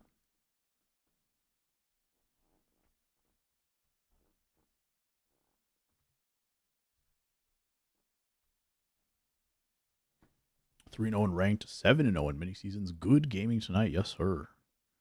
That is real good gaming. 7-0 in mini seasons. Were you using mini seasons cheats, Greg? Shame on you. Just kidding. We were talking about that a lot at the beginning of the stream today. But yeah, hope you guys have a good night. Hope you had a good time tonight as well. Next Wednesday, I think I will be here. Middle to end of May, I'll have a couple weeks off because I got to travel. But I should be back on. I'm having a good time playing like once a week. When I was trying to play every day and grind, it was not fun. So this was a nice little pace. Like I was excited to play MLB The Show today. It was fun. So looking forward to the next one. Hopefully we get some more White Sox cards along the way. Hopefully we get a new Murakami. That would be nice. But anyway, hope you guys have a good night. Catch the raid, and I will catch you all next week. Peace.